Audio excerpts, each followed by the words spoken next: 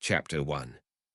It all started on the night of March 2, 1990, which was the birthday of the orphan he found himself in. Ugh, why the fuck do I hurt all over? Nick muttered as he opened his eyes groggily, seemingly right, after going to sleep only to freeze when he didn't recognize his surroundings. He found himself in a putrid alley with trash strewn all around him and brown brick walls on either side of him. Nick didn't even have time to process this new environment before he felt a wave of agony roll over him from his body, and he had to hold in a scream. What the fuck happened? Nick thought in panic as he finally turned his gaze towards his own body, only to once again stiffen when he realized it definitely didn't belong to him. Small pale hands covered in dirt, an outfit consisting of rough burlap pants and a torn cotton shirt that was equally covered in mud and other unidentifiable things. The size was all wrong, as well as unless the world got much bigger, he was barely 4 feet tall, which led Nick to quickly figuring out he was in the body of a child. Stay calm, breath in, he took a breath, and out he exhaled. Nick was always good about controlling his emotions, and in this instance, it really came in handy as panic had begun to set in. Before I even start to unpack the implications behind becoming a child, I need to get to safety and maybe get checked out if this pain is anything to go by. Nick thought seriously. Gritting his teeth, Nick lifted himself up out of the pile of trash he was laying on as pain flared up from his ribs, specifically at the movement. Definitely have some broken, or at the best bruised ribs. He noted mentally while trying his best to ignore the throbbing pain coming from his head and the stiffness of the skin on his face, like it was coated in a thick layer of dried blood. Probably is, he mused seriously, when Nick stepped out of the alley but ran into someone and fell back with an audible whimper of pain from the impact. Are you all right? A male voice with an English accent asked seriously, and looking up, Nick saw that the person he had just ran into was a man with blonde, thin hair and a narrow, but decently handsome face in a black uniform, it a matching cap. Nick recognized the outfit as an older version of the British police uniform and was momentarily surprised to see someone cosplaying it before the pain brought his thoughts back to his current situation. Sir, I can't seem to remember anything, and I just woke up in this place. You know what happened? Nick asked while acting like a scared amnesiac, which he may as well have been. The man's brows furrowed as he frowned, while genuinely giving Nick a thorough look over as he started finding clues that painted a very unpleasant picture in his mind. How could it not, when Nick clearly had a terrible head wound and was holding his side as though he was seriously hurting from it while being horribly dirty? The man's face softened in pity. What do you remember, lad? He asked seriously while taking out a notepad and pencil from his uniform's breast pocket. Nick frowned as though in deep thought, but that caused his head to hurt, so he stopped and shook his head. Just my name, mister, he said honestly. The man sighed as his hopes were dashed. All right, lad, what's your name? He asked calmly while trying to smile reassuringly at Nick. Nicholas Iron. He answered honestly, and the man wrote that down. Okay, lad, if you come with me, we'll get you sorted back at the station and see about finding your parents, all right?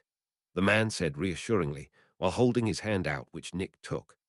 Nick quickly learned that rather than cosplaying an old English police officer, the man actually was in fact a modern police officer. Thanks to the newspaper the officer had in his white police car, Nick had learned that he was not only in the body of a child, but also nearly 33 years in the past as well. The officer didn't think much of Nick's reaction to the date, since he had just assumed it had something to do with his amnesia. What the fuck is actually going on?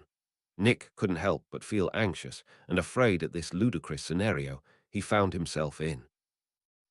Chapter 2. The majority of the ride to the police station was filled with the officer asking Nick questions in hopes of jogging his memory, but the blank look and shake of the head Nick gave him showed how fruitless that was. The officer led Nick by the hand into the station, getting some curious looks from the other officers along the way, until he reached the reception office and spoke with the officer manning the desk. He reported the situation, and Nick was told to wait on a nearby bench as they figured out what to do by the officer who brought him here. About 5 minutes or so later, a woman in a blue outfit showed up to come get Nick, and bring him back to the on-site medical room to get him cleaned up and looked at for his injuries. Nick was embarrassed at needing to strip for the examination, but understood the necessity of it with his possible full-body injuries. The moment he removed his shirt, which was thrown away, the woman gasped in horror as all across his chest were massive purple and blue bruises and welts. His arms weren't much better either, clearly showing how badly he had been injured.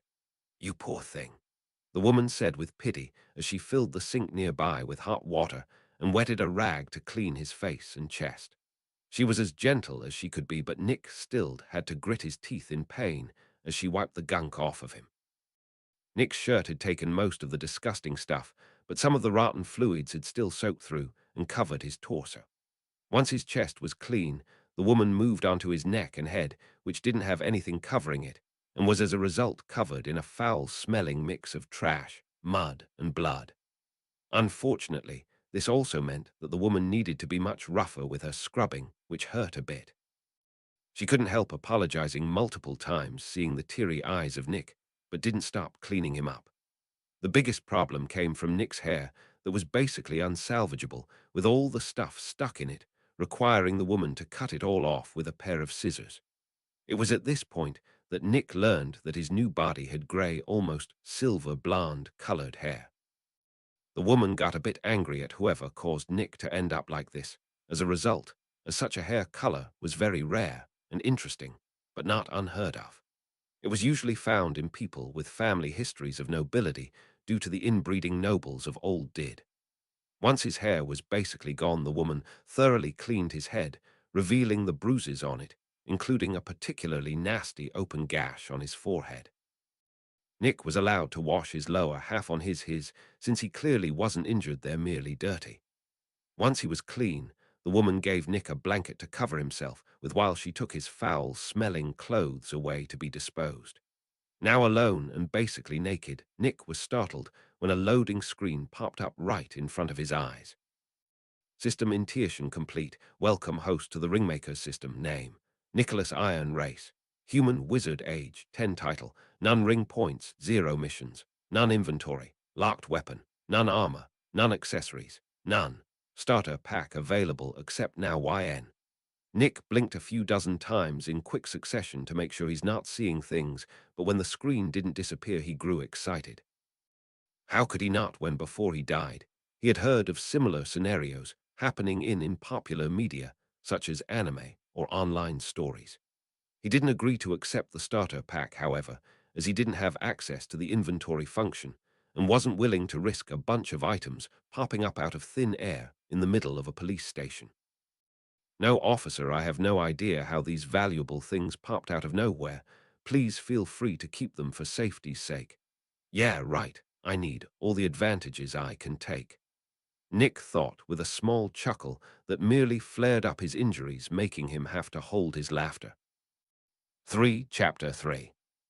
After being left alone for half an hour, the woman finally returned with a new set of clothes for Nick that she had an officer have his wife bring up to the station that were hand-downs but should fit Nick.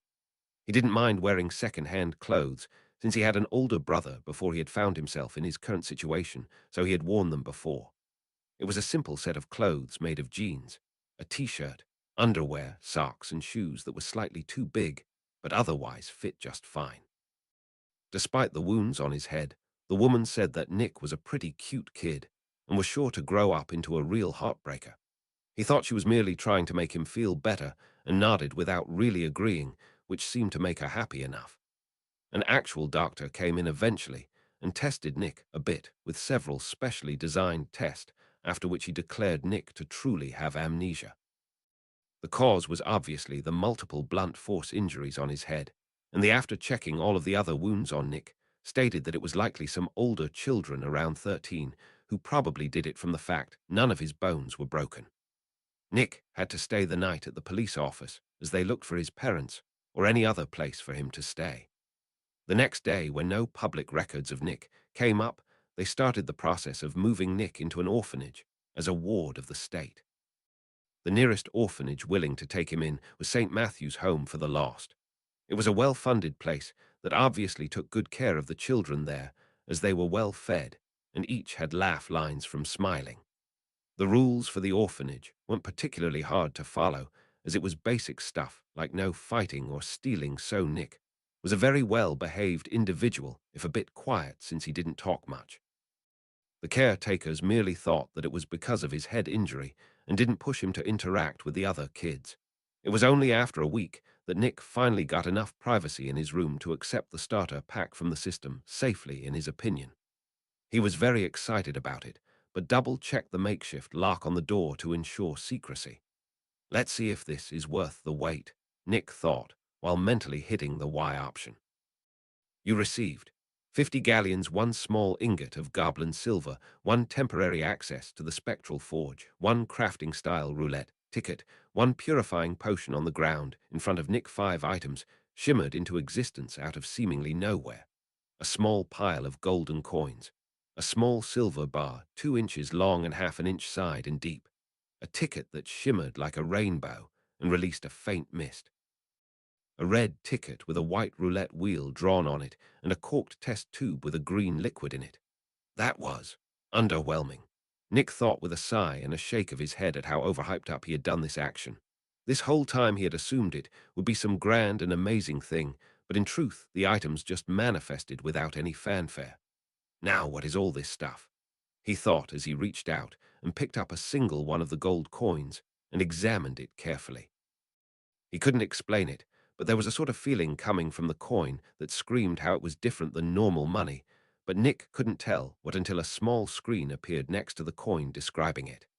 Galleon, the highest denomination used by wizards or witches in this world, worth 17 sickles or 493 nuts. Well, that's handy. Also confusing, since the conversions of those coins are hard to keep track of. Nick thought with a frown as he fried his brain trying to figure out the ratio for the conversion of smaller coins to bigger ones. What are these other things good for then? Small goblin silver ingot, a jeweler's ingot of goblin silver. Goblin silver hold enchantments fairly well and is stronger than normal silver by many times. Access ticket. When torn, sends the host to the spectral forge that exists in the Wraith realm and is fully stocked with any equipment a smith could ever want. Roulette ticket. When torn, summons the related roulette wheel for a single random prize as per what it lands on. Purification potion. A potion created for the sole purpose of removing the impurities in one's magic circuits that form over time from inactivity. 4. Chapter 4. Judging from these descriptions, the best way to use this starter pack is use the potion first, then the crafting-style roulette ticket, and finally the forge access ticket. Nick thought seriously as he eyed the potion questioningly. Fuck it. He finally steeled his resolve and grabbed the test tube and uncorked it before closing his eyes and downing the liquid inside. He waited for a moment, then another, but nothing seemed to happen. Nick looked at the test tube in confusion when he felt no change at all. Was that it? He questioned in disbelief. The answer was obviously no, as moments later Nick felt a pulse from his stomach, followed by another, and another, with each pulse feeling like fire was growing through his veins like ivy. It was horribly painful, like fire ants biting him all over his body, lasting a full minute before vanishing just as suddenly as it began. Immediately, Nick could feel the difference from before he drank the potion, as he could literally see the magic of the galleons nearby, and intimately feel his own magic flowing through him, steady but weak. Nick had already figured out that he was in the world of Harry Potter, with all the hints he's been given so far, but he didn't remember the books mentioning a phenomena like this, meaning that potion was likely way more valuable than he initially thought, making him regret drinking it a little. One opportunity lost, but I got another in exchange, so no use crying over it. Next is the crafting style. Nick thought with a shrug. Carefully reaching over, Nick grabbed the ticket with the roulette wheel drawn on it and, taking a deep breath, ripped it in two. This time, there was a big spectacle as from the torn ticket mist spewed out in huge amounts until it filled the entire room before collapsing with a rather loud pop, revealing a roulette wheel with an uncountable number of sections and a red pointer waiting for Nick to spin it. Now we're talking. Let's do this. Nick grinned and grabbed the side of the wheel and pulled down as hard as he could. Bia-ra-ra-ra-ra-ra-ra-ra-ra-ra. The wheel hummed as the pointer flicked the pegs while they spun past it. After a minute, the wheel began to slow before eventually stopping on a section that was blue-colored. Congratulations on receiving the crafting style, Celebrimber. Hold on Celebrimber as in the Lord of the Rings Celebrimber.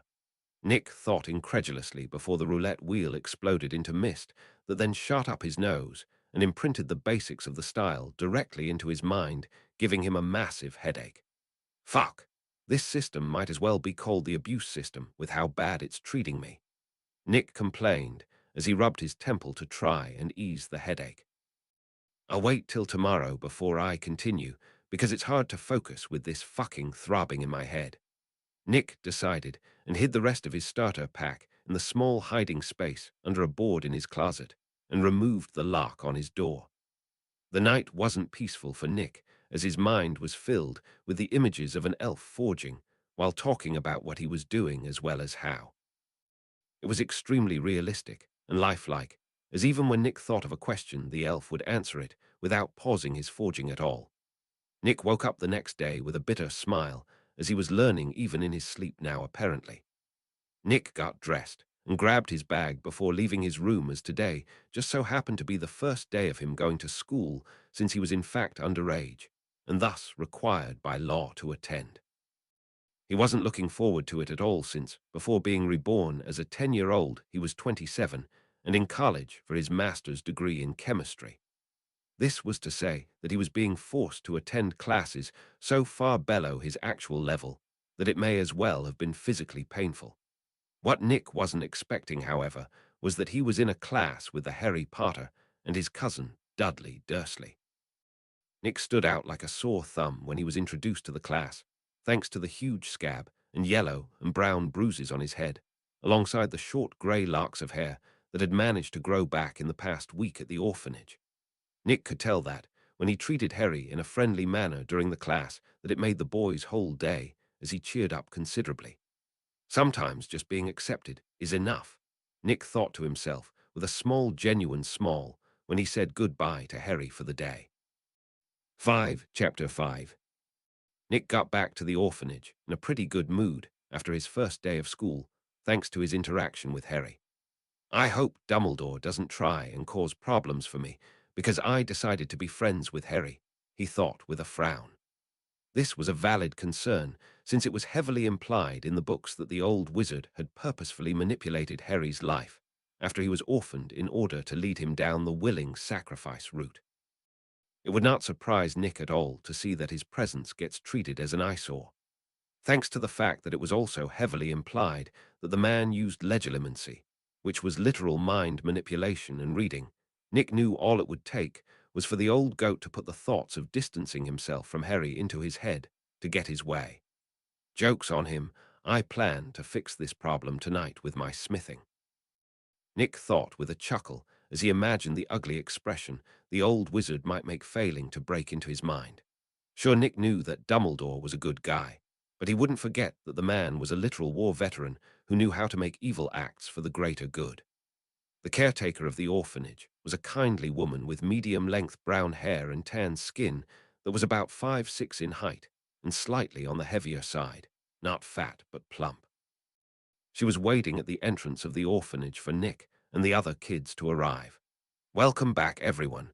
I expect you all to do your homework and show it to me before the end of the day," she said seriously, while giving a few kids in particular a stern look that they sheepishly avoided. Nick chuckled at this, since it seemed people still hated having to do homework in this version of Earth as well. He thought it was even more funny when he directly handed the caretaker his homework when he walked up and said, "I did it already." The woman was completely taken back by this and looked suspicious, but after actually looking over the papers, she could only sigh and hand the papers back since they were indeed done. One perk of being leagues ahead of his peers was that Nick could finish this stuff in 30 minutes, with him writing taking up majority of that time. With the rest of the day free, Nick needed to plan out what exactly he was going to do before he did it.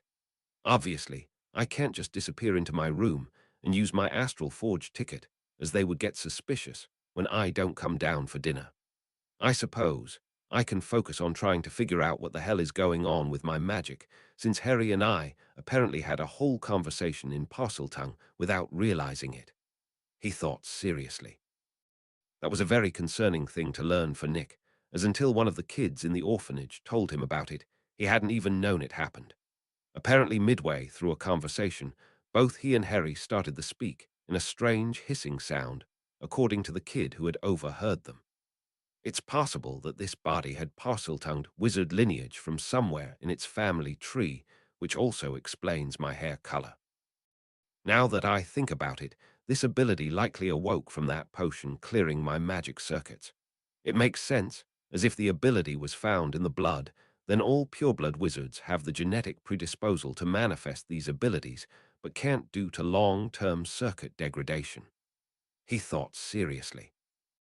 The pureblood community would be horrified if they could hear Nick's thoughts right now, as he had basically discovered that the reason for their decline was because they themselves wasted their gifts to the point they simply couldn't manifest as easily anymore. They all thought it was because of the purity of their bloodlines, but in truth it was because they and their ancestors were worthless wizards. This also explained by half-bloods tended to be very talented, as the sudden inclusion of pure circuits from the Muggle blood cleared some of the atrophied ones. Nick wouldn't know if his theory was true or not for a long time, though since things with the ability to clear magic circuits were entirely unheard of. Wait, if this is true, does it mean that I have other gifts as well, since pureblood families have all mixed at some point? He wondered seriously. Nick decided to spend the next few hours until dinner testing this question, but was left unable to tell, because ironically most bloodline gifts needed a magical scenario to show themselves, and he was in the Muggle world. 6. Chapter 6. Dinner was a simple affair, with each child being given a bowl of hearty stew and a thick slice of bread for their meal. It wasn't extravagant by any means, but it was enough for their growing bodies to work off of without any issue. The oldest kid in the orphan age was merely 13, after all, since most after that point were adopted or moved out on their own after finding work. After dinner, the kids were sent to their rooms for the night, while the lights were turned off to save power during the night.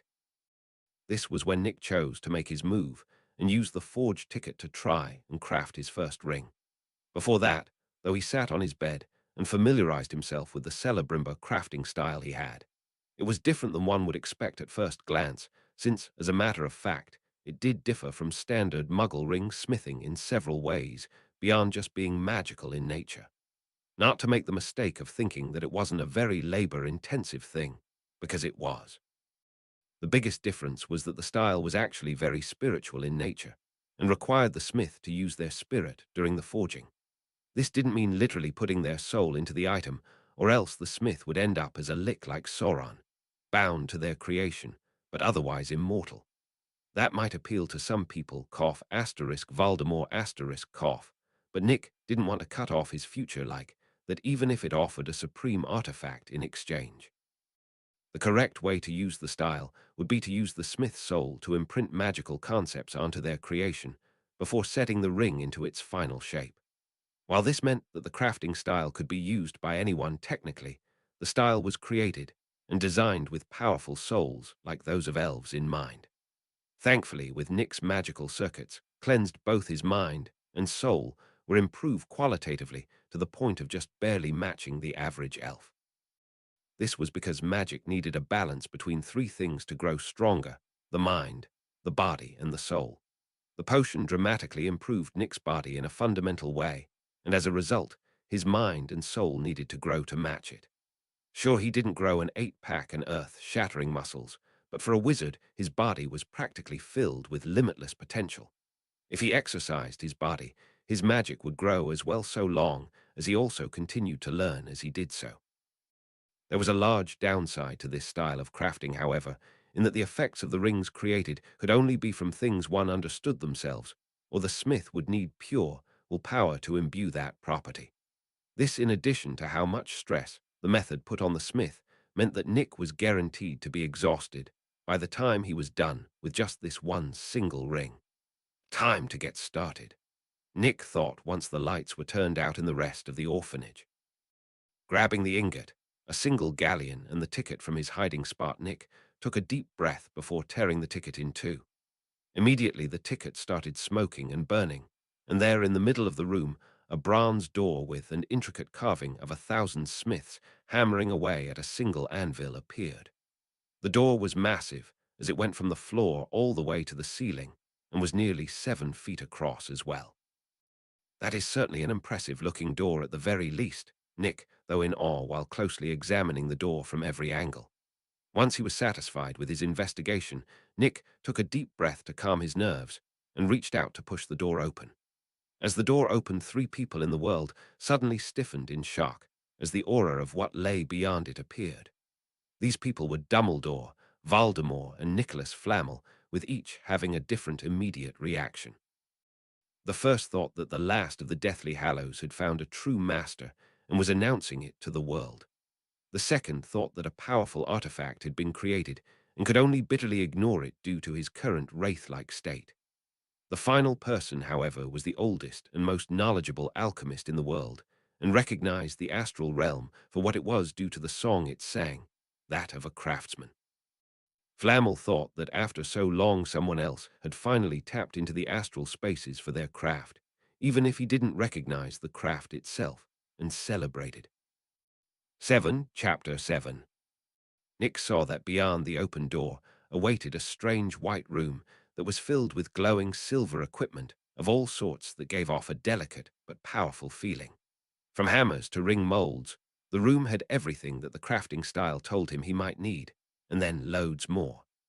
Nick wasted no time walking into the room and was startled when the door closed behind him, and he felt a foreign energy sink into his body from all directions. Nick didn't panic, as he instinctively knew somehow that this was merely the acclimatization that everyone who enters the astral realm undergoes, so that the next time they do it doesn't cause a scene. The process was over in about a minute, after which time Nick started to examine each of the tools to see if there was anything different about them, but quickly figured out that there was nothing. All right, so first I need to decide on a design for the ring. Luckily, there is several designs pre-made. Nick thought with a grin as he moved over to the ring molds sitting on a shelf at the side of the room. There were 5 total for him to choose from, but only 2 of them were acceptable to Nick, since the others were designed to house stone settings. Of the 2 remaining, one was a simple band, without any flourishes that appealed to Nick due to its discretion. He, of course, remembered that he could create the ring with the ability to go ignored, but that would make this forging session even harder than normal, if not impossible, since he was definitely not as skilled as Celebrimbo was with the style, even though he has full knowledge of it. The second option was designed as a bird with its wings spread, with the wings creating the band around the finger. Nick didn't need to think all that much to immediately drop this from the choices, since it very much stood out. With the choice made, Nick grabbed the mold and brought it over to the infused smelter that would melt down whatever was placed into it and fill the crucible with only the best mixture for forging. Into this device, Nick placed the galleon as well as the goblin silver ingot and stuck his palm against the magic power source. Doing this not only infused the metal with his magic, raising its affinity to him, but also powered the machine. This was an efficient process that only took 5 minutes to complete, leaving a white gold alloy heavily favored to the silver, with a loss of about half the pre-smelted material, which stung a bit but was acceptable. Nick grabbed the crucible with the special tongs located on the side of the machine and carefully poured the molten metal into the mold, but frowned when he was left with half of the material, and so made a split-second decision to grab the bird ring mold as well. I'll leave the extra as a blank for later forging, he thought as the mold accepted the rest of the molten metal. Nick then waited for 10 minutes for the metal to harden in the mold before he moved it over to the anvil and cracked the simple band ring mold open, causing the still red-hot ring to fall onto the anvil with a melodic ting. Nick grabbed the small special hammer and tongs nearby and took a deep breath before he started to move his spirit according to the crafting method. His clothes billowed as though buffeted by wind that didn't actually exist, as his spirit manifested as a sort of bright white aura around him. Nick knew this was a result of his sloppy execution of the technique and quickly worked to bring the manifestation under control and limit it to his arms as the crafting method demanded. It was hard and uncomfortable for Nick, as he was literally commanding his very soul, which was not a natural thing to do. Being in the astral realm, where soul could manifest, easily helped, but it was still not a simple matter. It took him nearly an hour, during which he kept the ring hot in the forge, but not melted. Once done, he finally started his forging, while pushing the will to protect his mind into the metal with each hammer strike.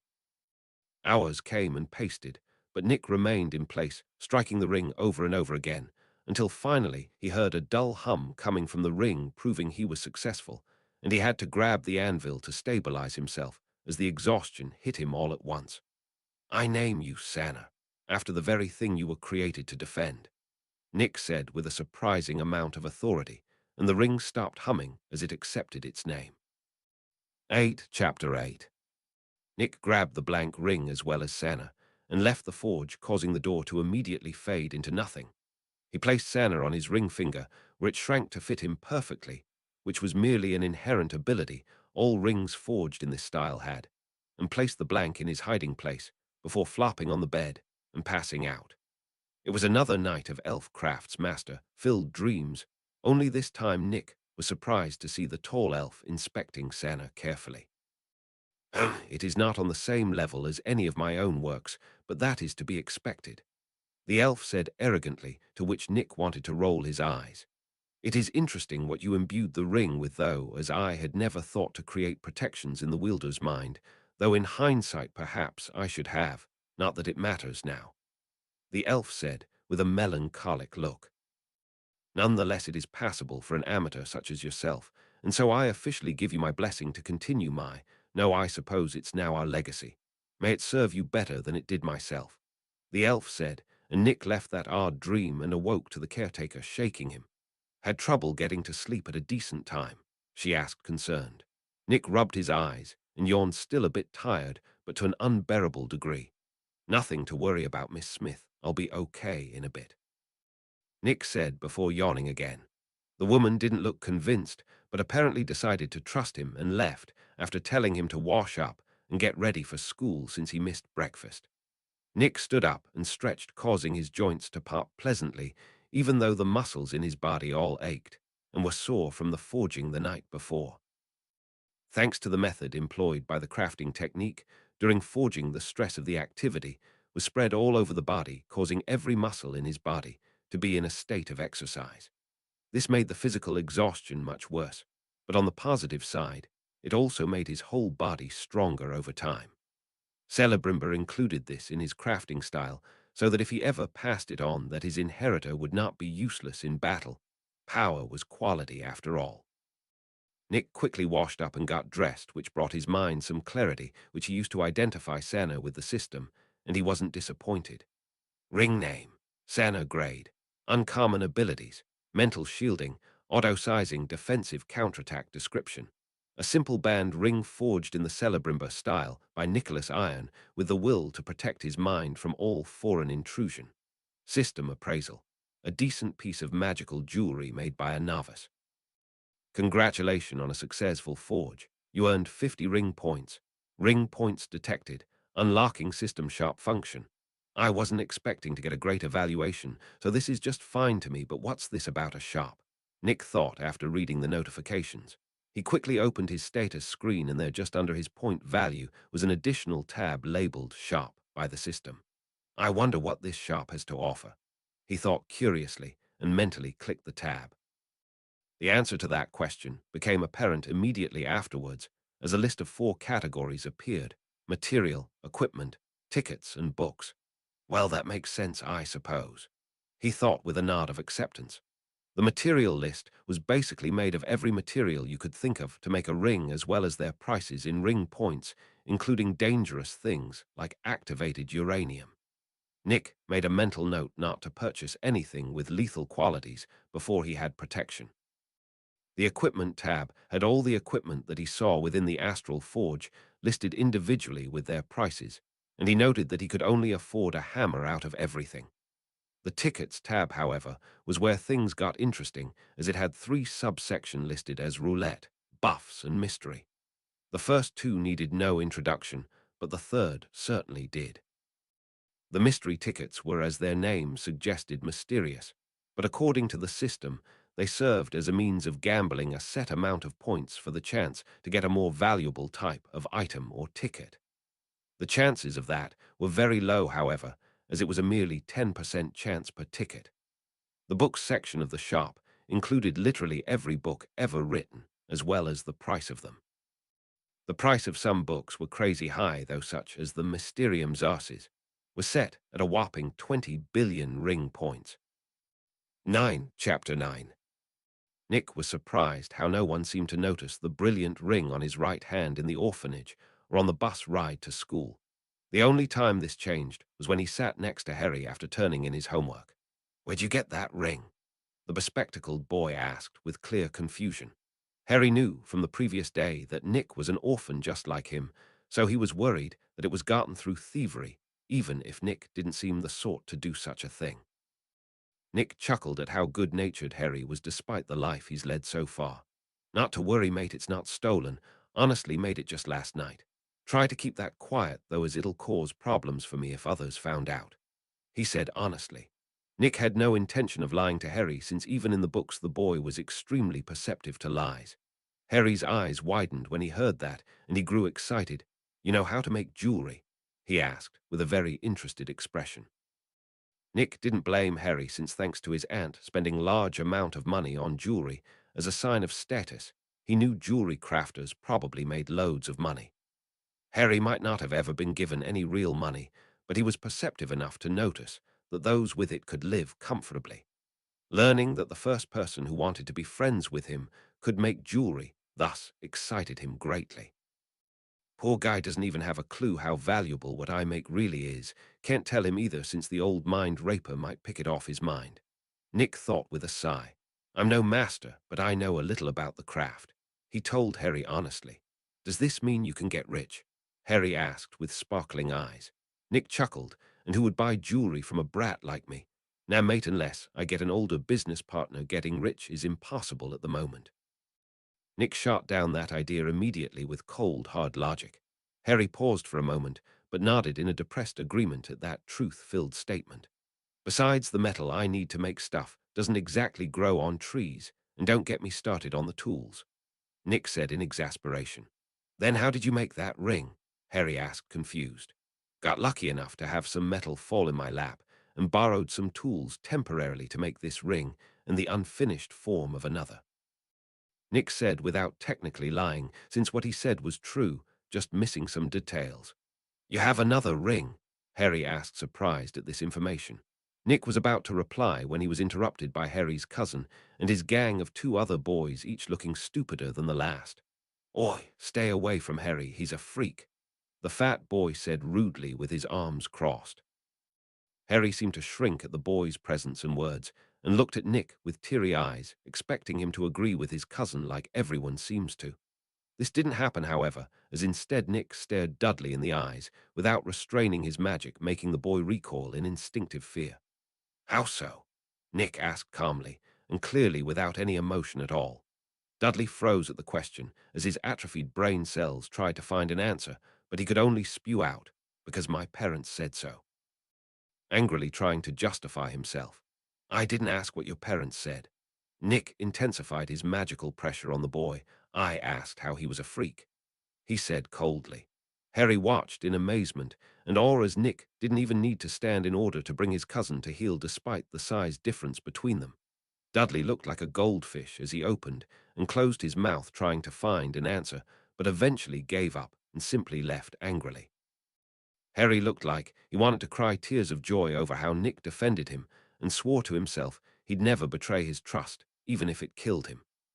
Nick was totally unaware that he had basically just kicked Ronald Weasley out of his spot as Harry's bestest friend before he even got it.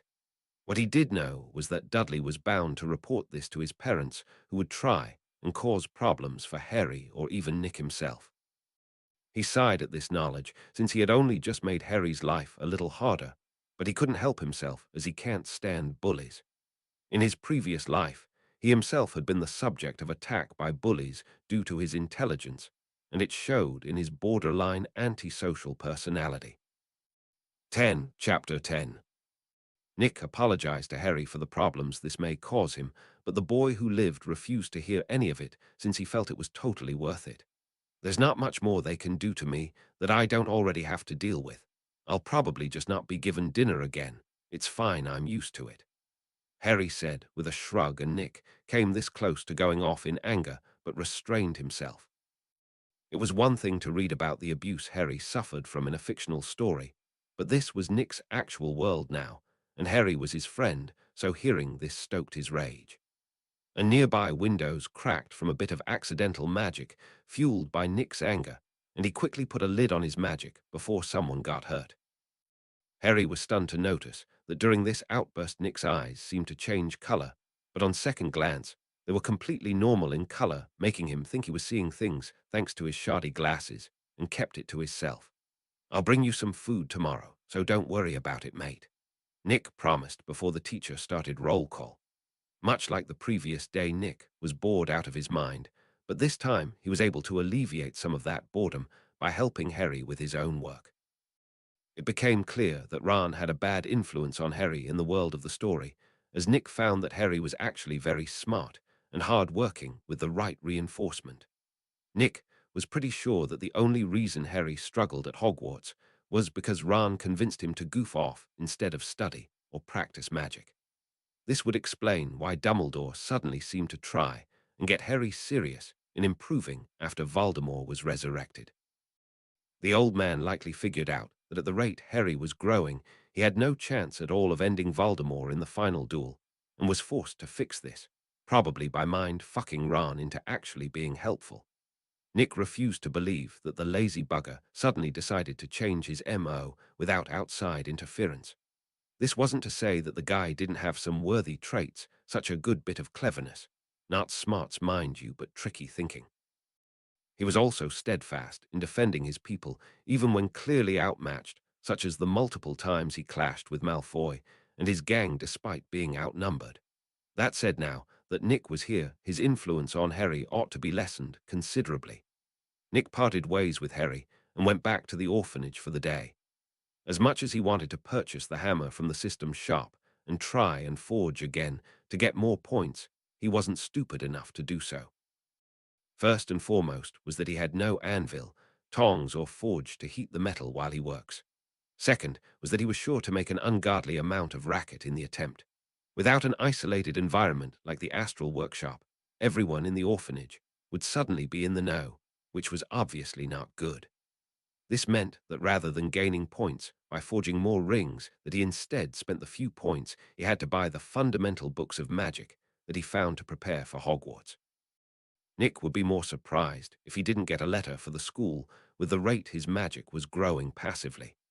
In the mere 2 days, he had his circuits cleansed, his magical energy had nearly doubled as his trifecta mind, body and soul slowly got back in sync with each other. Nick was aware that the growth would slow down dramatically soon enough, but that didn't mean he wasn't aware that his own magical energy currently exceeded Harry's by a good chunk. His sensitivity to magic from his clear circuits let him gauge the amount of magic in his surroundings, which was how he knew. The biggest downside to this sensitivity, however, was that he could also feel the soul shard in Harry's forehead. How could he not when it practically radiated evil aura constantly? Though Nick found it funny how Harry's own passive aura bullied the soul shard into silence constantly, since the main soul was weakened. This was also the reason that, unlike the other Horcruxes, Harry didn't corrupt those near him for long periods of time. The only victim of that soul shard was Harry himself, but that would only become problematic later when Voldemort started to regain his power. An interesting moment of karma happened the next day when Nick was called up to the principal's office. 11. Chapter 11. Nick winked at Harry and had a confident grin when this happened, because he knew very well that there was nothing that the Dursleys could do in this situation. The entire class, including the teacher, stood witness that it was Dudley and his gang who approached him, as well as the fact he didn't yell nor even stand up. Nick very much doubted that an idiot like Dudley considered this, however, when he went and complained to his parents that Nick scared him. In fact, Nick was very much looking forward to the look on the Dursleys' faces when he explained all this to the principal. The secretary who was escorting Nick secretly noted how confident he was, and when put together with the story that had circulated around the staff of yesterday's event, she couldn't blame him.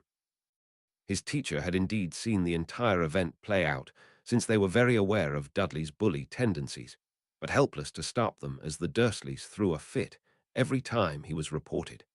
Instead, the teachers simply broke it up before it could get physical normally, which kept things quiet. As odd as Dudley's retreat was, literally nothing happened beyond a few calmly spoken words on Nick's part. When the door to the principal's office was opened by the secretary, Nick got his first look at the entire Dursley family. I have to admit that J.K. Rowling totally nailed their looks, he thought calmly. Vernon Dursley was a portly man with an obese face and no neck, while his face was oily and scrunched up like a bulldog and a thick mustache under his large nose. Petunia Dursley, on the other hand, was freakishly thin with an abnormally long neck and overly make-upped bird-like face. You must be the demon who terrorized my poor dudders, Petunia shrieked at Nick angrily. The woman's shriek clearly irritated the principal, if the bulging vein on the side of his forehead was any indication. Nick calmly walked into the room and greeted the principal respectfully before asking why he was called out of class. The Dursleys have lodged a complaint that during the hours of school yesterday you bullied their son Dudley, and so you were called up to get to the bottom of the matter. The principal said neutrally. I see, and might I inquire as to how exactly I did such a thing? Nick asked calmly. Are you calling my boy a liar? Vernon asked venomously when he heard Nick's question. Nick shook his head. Not once did I say such a thing. What I asked was the reasonable question of how I bullied your child. Is that not correct, Mr. Principal? Nick looked at the principal, who agreed, making Vernon turn red in rage. Since the question was reasonably raised, perhaps Dudley himself can clarify exactly what occurred yesterday during class, the principal said calmly while focusing on the boy in question. Vernon impatiently looked at his silent child. Well, boy, hurry up and tell the man the truth so we can get this farce over with, the man said in a tone that brokered no arguments. Dudley Dursley had somehow, even with his limited brain cells, realized that something was wrong when Nick hadn't been punished, and he was now being told to explain what happened yesterday. I told him to stay away from my freak cousin, and he glared at me while asking how he was a freak. It felt like he was going to kill me, Dudley said hysterically. Nick tutted when Dudley finished speaking, and the two Dursley adults realized that this wasn't going to end well for them. Neither were truly stupid, unlike their son, and immediately noticed that the problem with his story, he called Harry a freak, and was glared at for it. It would seem that Dudley forgot to add quite a few details necessary to illuminate this issue. Might I clarify? Nick asked the principal with a malicious grin. The man agreed before the Dursleys could interject, and Nick started speaking completely calmly. You see, I was having a conversation with my new friend Harry Potter when Dudley approached us both with his own friends without any provocation. He called my new friend a freak, and I, of course, was upset about it, and did indeed glare at him from my seat without getting up, and without raising my voice. I calmly asked him how Harry was a freak. The answer he gave me was that Harry was a freak, because that's what his parents told him. Vernon looked like his was about to interject, but a stern look from the principal silenced him. I then clarified that I had not asked what his parents said, but rather for clarification on how Harry was a freak. He left angrily when he could not come up with an answer while I remained in my seat. Nick explained, and the two adult Dursleys were pale after hearing the entire story. 12. Chapter 12. It's his word against Dudley's, and they're no proof at all, Vernon said, in a last-ditch attempt to save his reputation. All thoughts of punishing Nick were gone from the man's head after hearing the full story from Nick, as he could tell that Dudley was very much on the wrong side of justice here. Rather than trying to punish Nick, he was instead trying to save his own skin, as this event had the potential to expose the truth of his home life, including the way he treated his nephew-in-law. Nick's grin grew, and Vernon suddenly felt like he was a juicy steak being eyed by a lion, making him nervous. What Nick said next was the final nail that made this situation irredeemable and sealed the coffin shut. On the contrary, it's the entire class, including the teacher's word against Dudley, and please don't forget that his story also corroborates my own, just with less detail. Nick said, and Vernon honestly wanted to strangle his son for his foolish act of provoking this demon called Nicholas Iron. It sounds as though this entire meeting was a waste of my time, and that I will need to be calling child services about Mr. Potter's treatment. Expect a visit shortly at your residence, the principal said, with a neutral tone. Things are about to get magical in this case, because there is no way in hell Dumbledore isn't going to freak out when this matter reaches him. Nick thought with a bit of anticipation, as he knew that the old mind-fucker is definitely going to investigate the cause of the change in status quo, which is to say Nick himself. While this put Nick in danger, it also ensured that the old man would definitely be sending him a Hogwarts letter if he wasn't already. Nick was dismissed back to his class, and the secretary who was escorting him back was in awe of him as she had been eavesdropping on the meeting and heard him control the whole meeting smoothly. He's going to go far in life, she thought honestly. When Nick walked into the classroom with the smug, victorious grin, everyone knew that Dudley had fucked up and chose the wrong target. It was a sort of rule that you don't defy Dudley because his parents will always bail him out, but Nick had clearly turned that on its head with the look on his face as he casually strolled to his desk next to Harry. "What did you do?" Harry asked excitedly as the curiosity was killing him and the rest of the class who went quiet to listen in, even the teacher. Nick then regaled them with the tale of how he force-fed the Dursleys a taste of their own medicine and might have exposed Harry's terrible treatment as well. "Brilliant," Harry said, with a genuine smile of happiness when he heard the story and truly hoped that he gets sent to the same orphanage as Nick.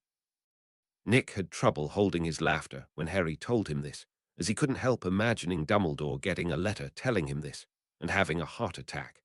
It would not be strange, since he would then feel the need to watch out for signs of Harry growing in a way similar to Voldemort and turning evil. Nick knew that was impossible due to how good-natured Harry was, but it was still a funny idea. He didn't shut down Harry's hopes, though since he honestly couldn't just tell Harry that all of his misery was because of a scheming old goat and the evil known as prophecies. Much like one would expect when Child Protective Services showed up at number 4 Privet Drive and searched the house, they were not happy at all. At first glance, it looked like a good place to live, and Dudley's room was the picture of a well-taken care of child's room. That was where the problem came in, however, as the only other room was completely barren and had obviously not been lived in at all. This led the social worker to question the Dursleys and learn where exactly Harry was living, in a dirty broom closet under the stairs. Karma was swift and painful on this day for the Dursleys, as the news got a hold of the story somehow and ran with it. Harry was reimbursed for his suffering with a single request, which he used to go to the same orphanage as Nick, and the Dursleys were ruined reputation-wise all within a single afternoon. Dumbledore was far too late to stop any of this, however, because the person he had placed to watch over Harry and the Dursleys was coincidentally out when it all went down, leaving him helpless. 13. Chapter 13. Dumbledore followed the trail of memories he casually looked through of the Dursleys and easily found the source of the sudden change. A young boy of 10 years old who turning 11 in March, old enough to join Hogwarts with Harry. He noted off-handedly. The old wizard watched the events play out from the perspective of each of the Dursleys and could only nod in appreciation over the control and presence the young boy commanded in the meeting that created this scenario. He was clearly enjoying the way he had the family dancing in his palm, but clearly wasn't arrogant as he didn't flaunt his victory at them. What an interesting little fellow. Dumbledore thought in amusement after perusing the family's memory of the event, but then he dug deeper into the child, Dudley, he notes, memory of the initial confrontation and froze. He recognized what it was that struck terror into the Muggle child immediately, pure magic. As a wizard who was exposed to the energy on a daily basis at Hogwarts, the headmaster was astonished to see it involved in this matter, even if not in a conventional sense. He clearly is some pure blood scion planted near Harry, since it is clear that this outburst of magic is not very well controlled, much like a hammer rather than a scalpel. Dumbledore dissected Nick's use of his magic at a single glance. Looks like I should also check this boy to see if he might turn out like him. The old wizard decided seriously. Normally, he didn't bother himself with orphan wizards, but clearly Nick was far too talented to be just another orphan wizard, and he was now friends with Harry Potter to boot. Dumbledore casually apparated away, leaving no one aware he was even there beyond a loud pop. The orphanage was quite lively when Dumbledore arrived near it, as all the children and caretakers were smothering Harry with positive attention. I suppose this will serve as a good way to get him used to the fame he'll have next year, the old wizard thought in amusement as he watched Harry struggle to cope with being the center of attention. The headmaster, of course, went through Harry's memories of Nick as well, and he was happy with what he found. What a good fellow. He even knows how to make jewelry and has been nothing but kind to Harry, the old wizard thought appreciatively. Dumbledore didn't find it odd at all that Nick knew how to craft jewelry, as talented people have been doing seemingly abnormal things like that for as long as such people have existed. It helped that it showed the old wizard that Nick probably had an exceptional talent for enchanting, as most with that talent tend to learn a craft young as well. A big problem showed up, however, when Dumbledore tried to use legilimency on Nick, only for him to be trapped in the memory of his sister Ariana, dying over and over. When the mental retaliation ended, Dumbledore visibly looked slightly older and was covered in sweat. What in Merlin's name just happened? The supreme mugwump thought in horror that only grew when he saw Nick look at the ring on his hand in confusion, and then realization before looking around cautiously. He enchanted the ring to protect his mind. How? Dumbledore thought in terror of the talent needed for such a thing. Tom has nothing on this young man in terms of talent. I'll need to keep a close eye on him. The old wizard thought seriously before apparating away, not noticing that Nick was acting when he looked around. Nick had sensed the old wizard the moment he showed up thanks to his sensitivity to magic, and Dumbledore was like a fucking lighthouse with the amount of the stuff he was letting off passively. The old man's disillusionment charm was totally useless against Nick, and in truth merely made him a bit more vicious in his retaliation when Sana reacted to the old man's attempt at probing his mind. The automatic defense merely tears apart the magic probe normally, but Nick instead used it to send a repeating memory of the worst experience the old goat ever had. Glad that's over with at least. Waiting for that guy to make his move was getting harder and harder. Nick thought in relief. He had been expecting Dumbledore's visit for hours at this point, and even a patient person like him was starting to grow a bit paranoid. I may have overdone it a bit with the retaliation, though. Nick thought sheepishly. I'll get him some woolen socks for Christmas in my first year as an apology. He decided, since everyone remembered that line in the books. 14. Chapter 14. Nick was made to share a room with Harry at the orphanage, since they clearly got along well, not that either of them minded.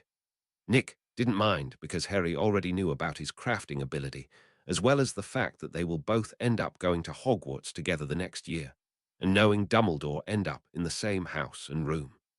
Both of them are practically guaranteed to be placed in Gryffindor, with their personalities being what they were. Nick was a bit special in this regard, as he could actually fit in no matter the house he was placed in. After all, he was cunning and ambitious like Slytherin, courageous like Gryffindor, wise like Ravenclaw, and loyal and hard-working like Hufflepuff. In a scenario like this, Nick imagined that his own input would be the deciding factor for the sorting hat, and sadly Gryffindor is simply the best option. The amount of favoritism stacked on Gryffindor's side during Harry's school years was simply too great not to try and take advantage of. Sure, it came with a few large downsides, including a great deal of danger, but the benefits made it all worth it. Additionally, it would probably also make Dumbledore much less suspicious of him in the long run, since majority of that house are heroic individuals rather than villains. One of the biggest downsides, in Nick's opinion, however, had to be the sheer amount of idiots or carefree people in the house that would undoubtedly try and distract him and Harry with games and other useless things. A week passed by after that, and the Dursleys had packed up and left the area, taking Dudley with them, as they couldn't stand the looks people gave them. This meant that the school district was free from Dudley's bullying, which was celebrated by both the staff and students. Nick felt like an idiot at the end of the week when Harry asked him why he hadn't tried to find scrap to turn into jewelry. For Harry, it was a simple solution, but Nick had totally ignored the idea at all, since he was under the false impression that the materials needed to be good to create rings. Honestly, should probably try and make something out of scrap to see if the system counts it. Harry is already making the decision to befriend him a nice one. Good work, pass me. Nick thought, patting his own back. On Saturday, Nick and Harry left the orphanage to go looking for scrap metal that may be useful. Muggle London in the early 90s was a fantastic place for metal hunters to go looking because the stuff was getting tossed out daily alongside actual rubbish. Cans, silverware, cooking utensils, car parts, and even construction pieces. The two of them found tin, silver, iron, steel, and copper in large enough quantities for Nick to have plenty of workable material for a good minute. The folks at the local metal refinery were more than happy to help the boys melt down the scrap into small ingots. They were impressed at the initiative Nick and Harry had shown, and even the owner of the refinery chipped in to help shape the steel into a rough set of tongs and hammers for them, once they learned what the boys wanted the metal for. The only thing the men of the refinery wanted in exchange was a piece of jewelry each as payment. They needed to get some paper and a pencil so Nick could measure each of their ring sizes, but otherwise he saw no problem at all with this arrangement. The caretaker at the orphanage was confused when the two boys returned with tools and metal ingots. But when she heard what they were, for she was more than happy to clear out the old shed behind the building for them to work in, as it had a fireplace that Nick could use to heat the metal. Nick absent-mindedly noted that if there was one thing that English folk never snubbed, it was young folk wanting to get into crafting. The only thing I'm missing is something to work as an anvil, and I should be able to get started, Nick thought while looking at the shabby makeshift workshop. Nick got lucky 2 days later when the school bus passed by a new construction site, and he saw a pile of scraps that just so happened to have a chunk of steel beam about a foot long at its edge. It was quite the walk from the orphanage, but Nick eventually got there in the evening and convinced the site foreman to turn it over to him. The walk back to the orphanage was a bitch and a half, but it was totally worth it to Nick as he now had a usable workshop. 15. Chapter 15. Chill, mate. You seem more excited about finally using the workshop than me. Nick joked with Harry, who was already starting to recover from his malnourishment after a week at the orphanage. He wasn't at a healthy weight just yet, but at least he wasn't nearly as scrawny as he was when Nick first met him. How are you not excited? Harry asked in exasperation. That was the one trait that Harry was trying his hardest to break Nick out of, how unexpressive he was. It was clear to Harry that Nick was a very reserved individual and had trouble truly relaxing in the past week they've lived together, and it bothered him. Harry knew all about keeping quiet so as to avoid attention. The Dursleys made sure of that. But Nick's silence was completely unnecessary and felt wrong to Harry, like the very thought of relaxing his guard scared Nick. He didn't know what had happened to make Nick like this, but he didn't need to in order to try and help his friend recover from it. I am reasonably excited about finally getting to work, but you don't even know how to craft, so it's weird how eager you are about it, Nick said with a roll of his eyes. You're going to be turning scrap we found in the rubbish into literal treasure. What's not to be excited about? Harry asked rhetorically with a smug look, since he knew he won this discussion. Nick could only raise his hands in defeat, since they both knew that Harry had a point, and he had lost the battle. I promise you'll change your tune when I actually get started, since the whole process is honestly kinda boring, he said with a smirk. Harry looked less confident. It can't be that bad. Right, he thought worriedly. An hour after school, Harry entered the shabby workshop with Nick excitedly, only to be left stunned when he lit the fireplace and fed it for 30 whole minutes. Don't look at me like that. Getting a strong, hot fire going is an important step, with no shortcuts with what we have available, Nick said with a small chuckle when he saw how bored Harry looked. So we literally have to waste so much time, even ring just for you to get started? The boy asked with a dread-filled expression. Nah, just the first ring, mate. The fire's job is merely to help keep the metal workable for longer after it reaches temp. The fun bit really comes when I'm shaping the metal into their chosen designs. Nick explained patiently while tossing a copper ingot into the roaring fire. Thank God. I thought it was always going to be so boring. So how long does the metal take to heat up? Harry asked curiously while wiping the sweat from his forehead. Nick shrugged. It depends on the metal. Some are hard and take longer to get workable like steel, while others are naturally soft and get hot quickly like this copper ingot here that's already done heating up. He explained as he used a pair of rough tongs to pick up the glowing ingot. Nick brought the ingot over to his makeshift anvil and carefully put it against the middle of it so he could shape it a bit. Now you will see the preliminary needed to make a ring. See how this piece of metal is so large? He asked calmly. Yeah, what about it? Harry asked, interested. Nick started to strike the metal while making sure to keep it still with the tongs. I need to make this large piece of metal into a bunch of smaller pieces since a single ring usually doesn't use a lot of metal, and this is far too much. Right now, what I am doing by hammering the metal is called drawing it out. Watch for a bit, and it should become clear. Nick said without taking his eyes off the ingot or stopping his hammer strikes. Harry watched in amazement as the ingot got thinner with each strike, but also longer as well. Nick stopped after 5 minutes and put the metal that was nearly twice its original length and half its height into the fire again. He then turned to Harry. So did you figure it out yet? He asked curiously. By drawing out the metal, it gets easier to obtain just the right amount when you break it into different pieces, right? Harry asked seriously. Something like that, yeah. A small correction is that I won't be breaking the metal, but segmenting exactly. Nick answered honestly. What's the difference? Harry asked, confused. Segmenting is precise, while breaking is not. If I was just messing around, breaking the metal would be fine. But since I already have a design in mind, segmenting works better. Nick explained patiently. 16. Chapter 16. Like your ring? Harry asked, pointing at Nick's right hand, where Sana sat upon his pointer finger glinting slightly in the fire's light. Nick shook his head. I was thinking of making them shaped like smith hammers with the handles forming the band. He said honestly. Harry looked enlightened, because they work with metal, he said excitedly, as he understood Nick's thought process. Yeah, figured they'd get a kick out of it too. I'll admit that it also helps that it's a simple enough design as well. Nick said with a chuckle before grabbing the metal out of the fire since it was warmed up again. Once again, he carefully struck the metal until it gained some more length while losing some thickness. Nick raised the metal once he got near the thickness he wanted to spot, check it for evenness, which he then hammered out if he found spots too thick. Once the metal was uniform in thickness, he set it aside and grabbed an ingot of iron and tossed it into the fire. Why did you put that other piece of metal in the fire?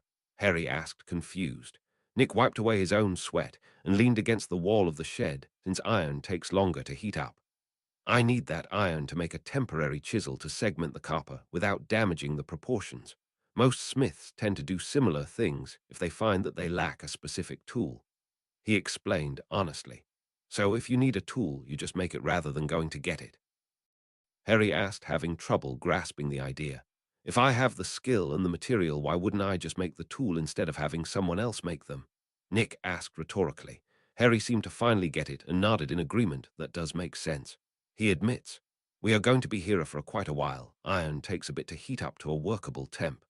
Nick said casually. Harry sagged in disappointment. Is every crafting session this boring? He asked in exasperation. Nick laughed. Man, he's going to hate potions if he's this impatient. Nick paused mid-thought, well more so than just because Snape is going to be breathing down his neck. He corrected. Tell you what, mate, you go entertain yourself somehow and just leave the crafting to me, and I'll show you the finished product later, all right? Nick suggested in hopes of giving his friend out without Harry needing to sound rude. Probably for the best. I don't think it's for me, Nick. Harry admitted with a sigh. Nick just smiled reassuringly. It's not for a lot of people, don't worry about it. It's no skin off my back, he said with a shrug. Nick remembered first reading the Harry Potter series back in his old life and laughing at how the trio's impulsivity got them into trouble. Never thought I'd see it for myself, he thought with a bit of melancholy. Nick didn't lie to anyone about his memories during his time in this world, as beyond the name this body held there was nothing left over of its previous owner. That said, the memories of his old life still remained, but were starting to quickly fade as more time went on. He had a theory that this world was actively trying to expunge memories of a different world since it defied the laws of this one. This also explained by his knowledge of the books weren't affected, as by this world's laws it might be considered a type of divination into a possible future.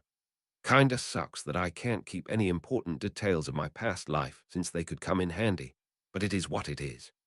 Nick thought with a sigh. He looked over at Harry confused. Why are you still here? He asked, making Harry realize that he actually had no clue and walk out of the shed with an embarrassed look. Nick just chuckled at his awkwardness and went back to patiently waiting for the iron to heat up. It took 10 minutes, mostly because a fire in a fireplace can only be kept so hot by feeding it. Picking the metal up with a pair of cold tongs, Nick placed the block of iron on the makeshift anvil and immediately raised his hammer before bringing it down on one of the block's corners. Repeating this over and over again, Nick slowly changed that side of the block into a wedge shape, that he then carefully beveled into a dull blade-like shape, making an ugly but functional chisel. He then ignored it and tossed the copper back into the fire to bring it up to temp again. 17. Chapter 17. Nick didn't need the metal super hot like he would if he was going to work it merely hot enough that it doesn't get cracked from the chisel. Once hot enough, Nick took the metal out of the fire and picked up the chisel before carefully lining it up to cut off a strip of material close to 7 millimeters wide. Nick then hit the blunt side of the chisel with his hammer, cutting that strip from the rest. He repeated this process until the billet of copper had been cut into 24, 7 millimeter wide and 2.5-inch long strips, about 2.5 millimeters thick. The rest of the shaping process was easy after that, as he merely needed to heat the strips to a workable temp before gently tapping on one end of them, causing the other to widen and form a mushroom-like shape. Once the mushroom's cap was the right size, Nick flattened the edges until the mushroom cap now was rectangular, like a smith's hammer. After that, it was merely a matter of repeating the process for the rest and then curving the handle, forming a ring shape that was then sized based on the list he had gotten from the men at the refinery. Once that was done, Nick found himself with a problem of conflict between what he wants to do as the craftsman and what he should do as a wizard. On one side, his instincts as a magical craftsman were telling him that the rings needed to be enchanted, while his brain told him he would get in a huge amount of trouble if the ministry found out he knowingly gave enchanted objects to muggles. This was quite the dilemma for Nick, as he was equally torn between logic and emotion. As much as it pains me to admit, the risk of enchanting these rings is just too heavy. I can't tempt fate and getting sent to Azkaban just to satisfy myself. He thought with a heavy heart and started to polish the rings to remove any rough edges. They weren't flawless store quality pieces, but Nick was satisfied with them appearance-wise. The system apparently automatically knew he was done with these rings and popped up a series of notifications. These notifications told him that he got a certain amount of ring points for making these rings. They weren't worth many points, as he only got 3 for each of the rings, which multiplied by the fact there were 24 of them gave Nick 72 points total. In addition to the 28 points he had left from creating Sana, he now had 100 points even. This was just enough to let him buy a single mystery ticket, if so chose, or 2 pieces of basic equipment like a hammer and tong. Nick would be lying if he said he wasn't interested in testing his luck with the mystery ticket, but decided to hold onto the points for now. As promised, Nick wrapped the rings in a piece of cloth and brought them out of the shed after dousing the fire to show Harry. Harry was in their shared room on his bed reading one of Nick's books, thinking it was a fantasy book rather than a school book for the upcoming year. Specifically, a history of magic by Bathilda Bagshot, which was an ironic choice considering how hated that class was according to the books. You certainly look comfortable, Nick said, getting Harry's attention while peeling his sweat-soaked shirt off and into the clothes hamper. Did you finish? Harry asked, instantly growing excited as he bent the ear of the page he was on and closed the book, much to Nick's horror. Don't bend the ear like that, or you'll ruin the book, he said angrily. Harry held his hands up in surrender. Okay, geez, no need to get so miffed. he said defensively as he undid the bent ear and used a torn piece of paper as a bookmark.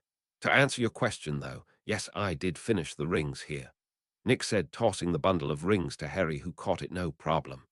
The boy opened the bundle, but had a confused look when he saw the rings in it. Isn't jewelry supposed to be shiny? He asked in confusion. Nick laughed. Depends on a few factors, really. First is who is meant to receive the jewelry. Second is what it is made from, and finally whether the person who made it has the ability to make it shiny. The answers to those questions in order are metal workers, copper, and not with the setup I currently have, Nick said honestly. 18. Chapter 18. What does them working on metal have to do with this? Harry asked, as the rest he understood just fine. When we were at the refinery, how would you describe the men there? Nick asked patiently, and Harry thought about it for a minute before he figured it out. Dirty, he said in realization. Nick nodded with a grin. Smoke, metal dust, sweat, and dirt is the price those men pay by working in that job. So the way I see it, something shiny is pointless for them, as it too will just get dirty. So instead I made something symbolic instead, Nick said proudly. Harry nodded in agreement. It's brilliant, he said excitedly. We'll make a trip on Saturday to give the blokes the rings, and I'm sure they'll agree, Nick said with a grin. For now, though, I need a bath, Nick said with a grimace as he smelt himself. Harry burst into laughter at this, but Nick just ignored it as he went into the bathroom. I want to finish that blank of mine, but I can't risk any of the others seeing me work and getting the ministry's attention, Nick thought with a sigh as he scrubbed himself thoroughly with the soap. He winced a bit when he went over the healing bruises on his body, but otherwise finished up quickly and got changed into a set of plain grey cotton pajamas. He and Harry talked about a history of magic for the rest of the day until dinner, after which they turned in for the night. The next day was Friday, and school was as always a torturously boring event for Nick, but he sucked it up. Neither he nor Harry did anything for the rest of that day beyond delve into their own chosen books and relax. Saturday, there was a whole different matter as they packed up the rings in a small cardboard box Miss Smith had given them for it and set out to go deliver the rings. It never ceased to amaze Nick how many people actually walked everywhere in London. Nobody seemed to bat an eye at the two boys as they moved with the flow of foot traffic towards their destination at a brisk walking speed. What did catch people's attention, however, was a strangely dressed man in a bright Hawaiian floral shirt and baggy sweat pants who apparently thought he was blending in. If that's not a wizard, I'll eat my shoes, Nick thought with a grimace and began steering Harry clear of where the man was. Thankfully, the wizard just continued minding his business and didn't bother the boys at all. That guy must be balmy to walk around like that, Harry gossiped after he was sure that they had left the man's hearing range. Nick shrugged. I don't know, maybe he just found the clothes comfortable, he offered non-committal. Harry laughed at that response. Think he might have escaped the loony bin, he asked jokingly. You aren't that far off, really, Nick thought to himself when he heard the question. What he said, though, was no clue, really. I just hope he doesn't cause any trouble. This wasn't a lie either, as if the wizard made a mistake and used magic without thinking the ministry's obliviators would get involved, and that spelt trouble for him and Harry. While most of the time those people only targeted muggles who saw what they shouldn't have, a few cases may involve them needing to erase all evidence of a wizard's passing, which was to say everyone who saw them. Nick wasn't willing to test if Sana held up against brute force attack spells on his mind. He knew very well that the ring had a limit to how much it could resist that wasn't very high due to his lack of skill and experience. I'll reforge it later when I get much better at using the crafting style, Nick vowed mentally. Thankfully, no obliviators showed up, and the two boys made it to the metal refinery without any issue an hour later. The workers were happy to see the two of them and asked how their project worked out. Harry here found out that the work wasn't for him, but otherwise it went great. We even brought the rings we promised, Nick said excitedly, leaving the workers stunned. To be fair, lad, we didn't actually expect you to go and really make us rings, the boss said with an awkward chuckle. Nick frowned. I gave my word, and that meant I was going to follow through, he said, slightly offended. The boss raised his hands in surrender.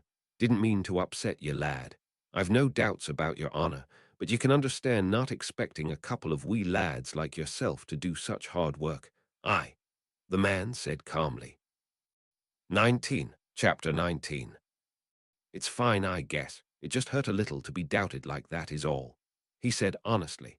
The workers all nod in understanding. A man's gotta take his words seriously, so the fault here is ours, lad. Can I ask for forgiveness? The boss asked sincerely. Nick nodded. All right, I'll forgive you all this time, but don't let it happen again. Agreed, he said seriously, and the workers pat their chest in agreement. Enough about that, though. Who wants to see the rings? Nick asked with a grin as he shook the box lightly. The workers were all eager to see what Nick had made for them and emptied the box on a messy table nearby. The men were interested when the copper rings landed on the table, and one of them picked up a ring curiously. They're designed after hammers, and thanks to the material, are easy to clean and fix. Each ring has the size written on its hammer head, Nick explained with a smile. The men quickly divided the rings up and admired them on their own fingers happily. "Copper hammers, eh? Got a nice ring to it, lad," the boss said with a smile as he looked at the orange ring on his finger. "Thought you all would get a kick out of it," Nick said with a smirk. "Aye, it's hard to believe a squirt like you made stuff like this, but it's got all the marks of the work, so well done," the boss said honestly. Nick smirked. "You haven't seen anything," he thought while rubbing Santa with his thumb. Harry had no problem socializing with the workers despite them being dirty and smelly, as he was just happy to be acknowledged. Nick couldn't help but think that this may be why Hagrid was one of Harry's favorite people. The half-giant didn't see race or color or house or bloodline. All he saw was people, and that alone made him better than most wizards alive. Nick and Harry hang out with the refinery workers for about an hour before heading back to the orphanage. After that, they simply played chess for most of the day, with Nick coming out on top the entire time. Time passed, and 3.5 months came, and went after this, with Nick forging rings in the workshop while slowly improving his skills and otherwise enjoying his time with Harry. His injuries had fully healed in this time, and thanks to his forging, his body was now much stronger than before. Harry had also recovered from his malnutrition, mostly as the signs of it were mostly gone, and only the parts created from its long-term effects could be seen. Nick had stuck to his guns and never enchanted any of the rings he made, while also destroying most of them after the system paid him for them, so he could reuse the materials they were made out of. The date was now July 25, 1990, and Nick finally decided to enchant a ring, since in 6 more days it was Harry's birthday. He had stockpiled quite the amount of points by now, as even though he only forged 3 rings a day, since he wanted quality over quantity, unlike the rings he made for the refinery workers. Each of those rings were worth more as a result, with the best quality silver ring he had made so far being worth 25 points. In total, he had made 336 rings during this time, with 100 being worth 10 points, 56 worth 12, 89 worth 15, 10 worth 16, 20 worth 17, 30 worth 19, 15 worth 20, 10 worth 22, 3 worth 23, 2 worth 24, and 1 worth 25.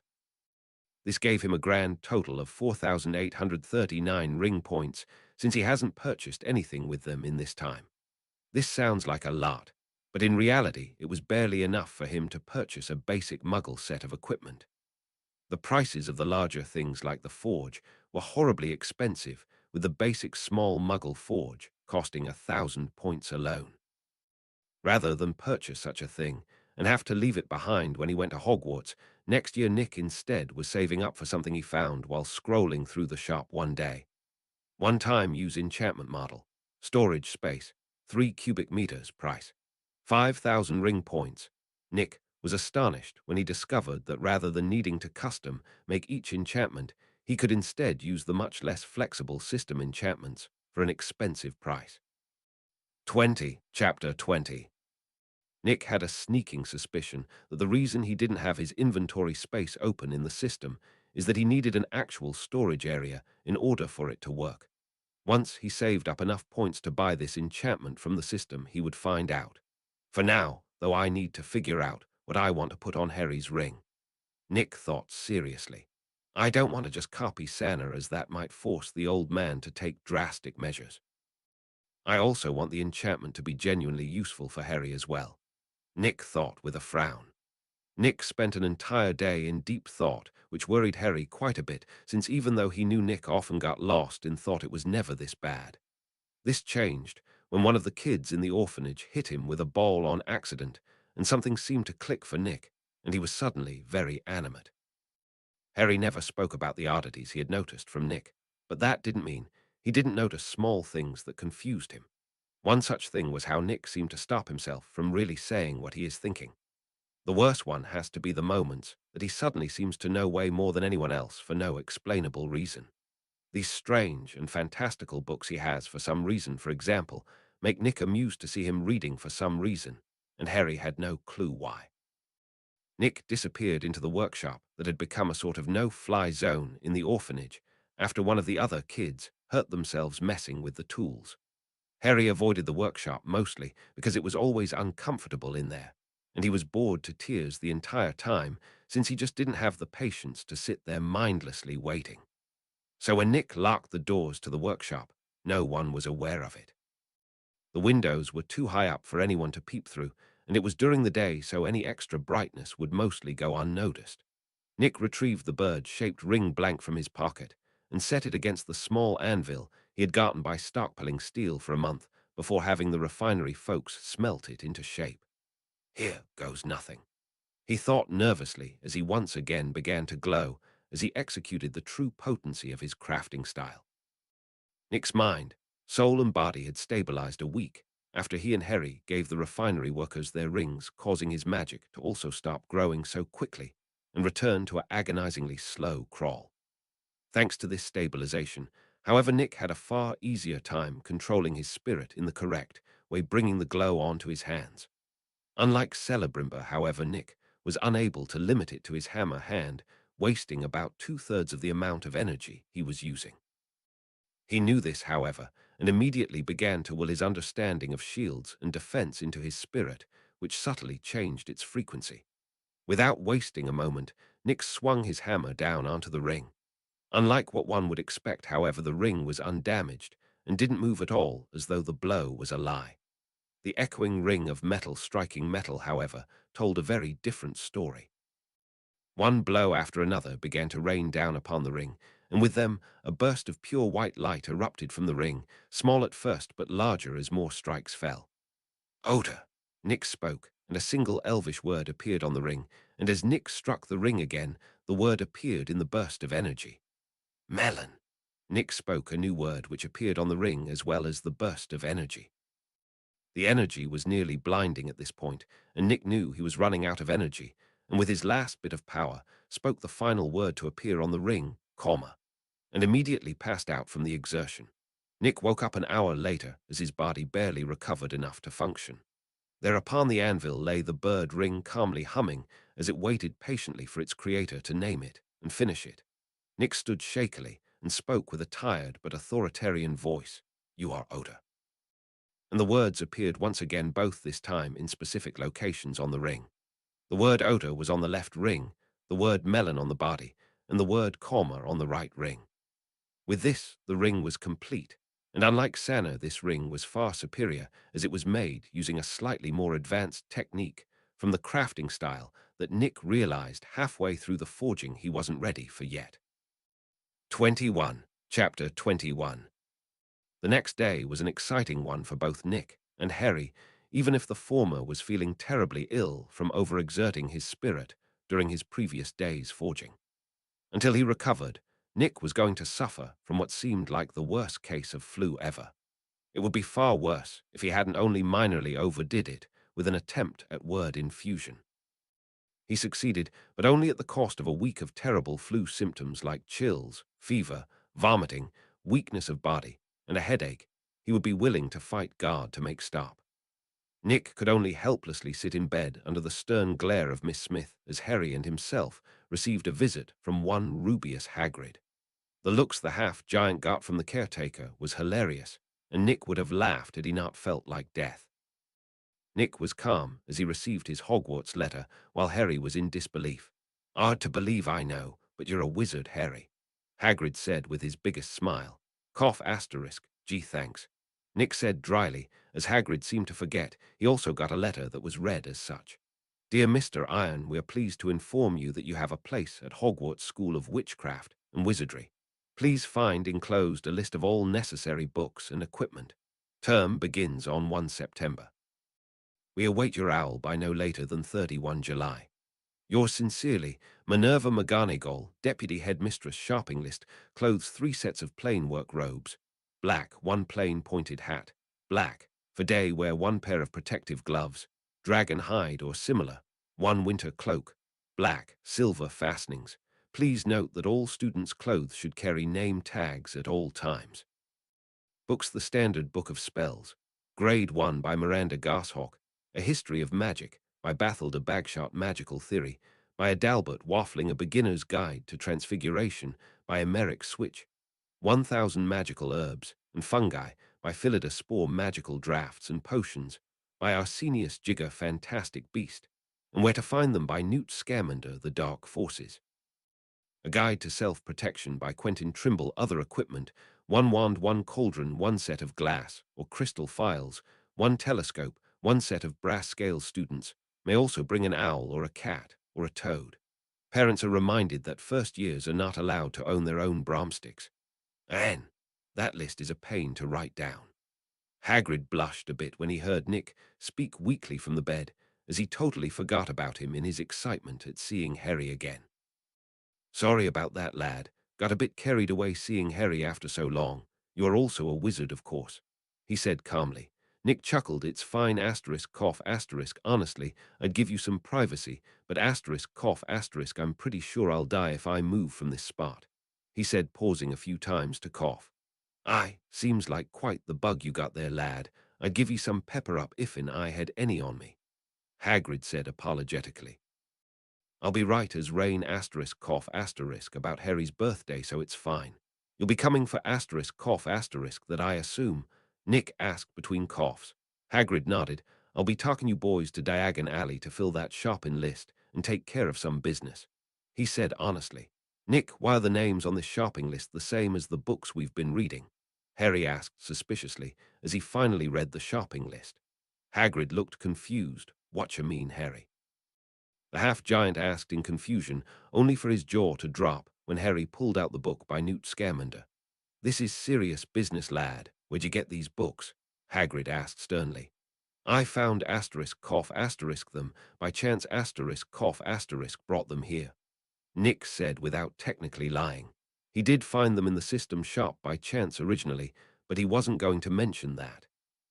Harry still looked suspicious, but Hagrid chuckled, guessing some unthought to buy their young unsupplies early, but forgot him where you got him. Happens every now and again. The half-giant said jovially. All's well that ends well, good for you, lad, Hagrid said, patting Nick on the shoulder, making his already horribly sore body hurt even worse. Hagrid chatted with Harry for another hour before leaving while promising to be back on the latter's birthday. Once they were alone, Harry confronted Nick about the books. Hagrid doesn't know you that well, but I do, and I know you didn't tell the full truth, so spill it, the boy said seriously. Well, I suppose I should have expected this to happen. Guess it's time to come a bit clean, Nick thought. 22. Chapter 22. Cough asterisk. I maybe noticed magic quite a while ago. Nick looked away sheepishly and grimaced when he heard Harry groan. Figures, why didn't you say anything? Harry asked, sounding slightly hurt. Nick sighed. Do you have any idea, asterisk, cough, how I'd sound if I just asterisk, cough, asterisk said that I knew about magic? He answered Harry with another question. Balmy, Harry said with a sigh. Nick nodded. I did cough, cough, asterisk find the books on accident, though, he said honestly. So this entire time we've just been studying. The boy glared at the books like they had betrayed him. Nick tried to laugh, but had to stop when he got caught in a coughing fit, instead ending that conversation there. Harry didn't really mind Nick keeping magic a secret from him, since he could understand how crazy he would seem if he told him. What did bother Harry, however, was that it still felt like Nick was hiding something, but his intuition told him it had nothing to do with him, and so he ignored it.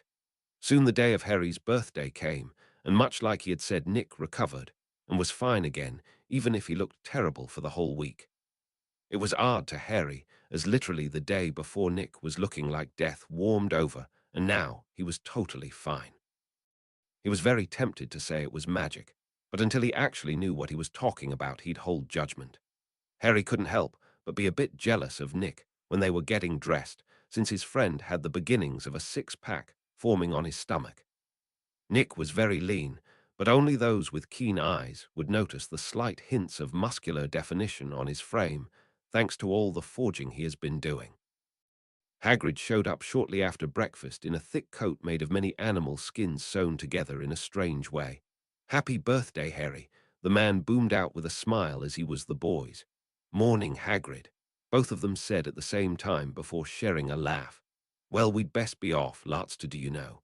Just follow me for a bit, and we'll be set to go," the half-giant said without explaining. Harry and Nick did so, and after an hour of walking, found themselves outside a seedy-looking bar with a rusty sign that read, "The Leaky Cauldron." Peeled paint and dirty floors greeted the two boys as they entered with Hagrid leading them. The patrons of this bar looked like homeless people with dirty, torn wizarding robes. Behind the bar, a man with short brown hair and a stern face stood in a dirty apron cleaning a glass with an equally dirty rag. "Morning, Tom. I've got a couple first years to take to the alley," Hagrid said, and the bartender merely nodded and motioned for Hagrid to go on. Harry looked confused at the interaction, but Nick could feel the magic laced throughout the building's shift to allow them passage, probably to keep any muggles who stumble across this place from finding Diagon Alley accidentally, he thought calmly. Behind the pub, Hagrid walked up to what appeared to be a normal brick and then turned to the two boys. "Remember this for the future. 3 up 2 across 3 times from the rubbish bin," he said before demonstrated, causing the wall to fold inwards, revealing Diagon Alley. "Wicked!" Harry exclaimed, in awe causing Hagrid to beam, but Nick remained calm, having expected it. What he didn't expect, however, was that the scene that greeted him was much grander than what was described in the books. A whole throng of people going about their business with so many shops that Nick couldn't recognize any of them save perhaps 2, Gringotts and Elop's Owl Emporium and Magical Menagerie. Gringotts was a massive white building literally set in the center of a crossroads with Knockturn Alley to its left and the rest of Diagon Alley to its right, probably to represent neutrality or some such, Nick noted thoughtfully. The other building was recognized mostly because of the many birds in the windows, as well as the huge hanging sign that had its name on it. Nick got chills from the building, however, as every single owl in the windows had their eyes locked on him. Not in the sort of way that one would stare at food, but rather royalty. "I know it was stated that the birds were tied to magic, but I need to stay away from them because they might oust my magical circuits at this rate," Nick thought nervously. He very much doubted that only the birds in the window had all turned to stare at his direction. 23. Chapter 23. This strange phenomenon had apparently been noticed by more than just Nick, as some people stopped to trying and figure out what was going on with the owls. Nick hid on the other side of Hagrid, so that if anyone followed the bird's gaze, they would only see Harry and the half-giant. "Come along, lads. We gotta make a stop at Gringotts," Hagrid said, after allowing the boys to marvel over Diagon Alley for a moment. The man obviously didn't notice the strangeness with the looks he was getting from the people who noticed the bird's actions. He is probably used to it.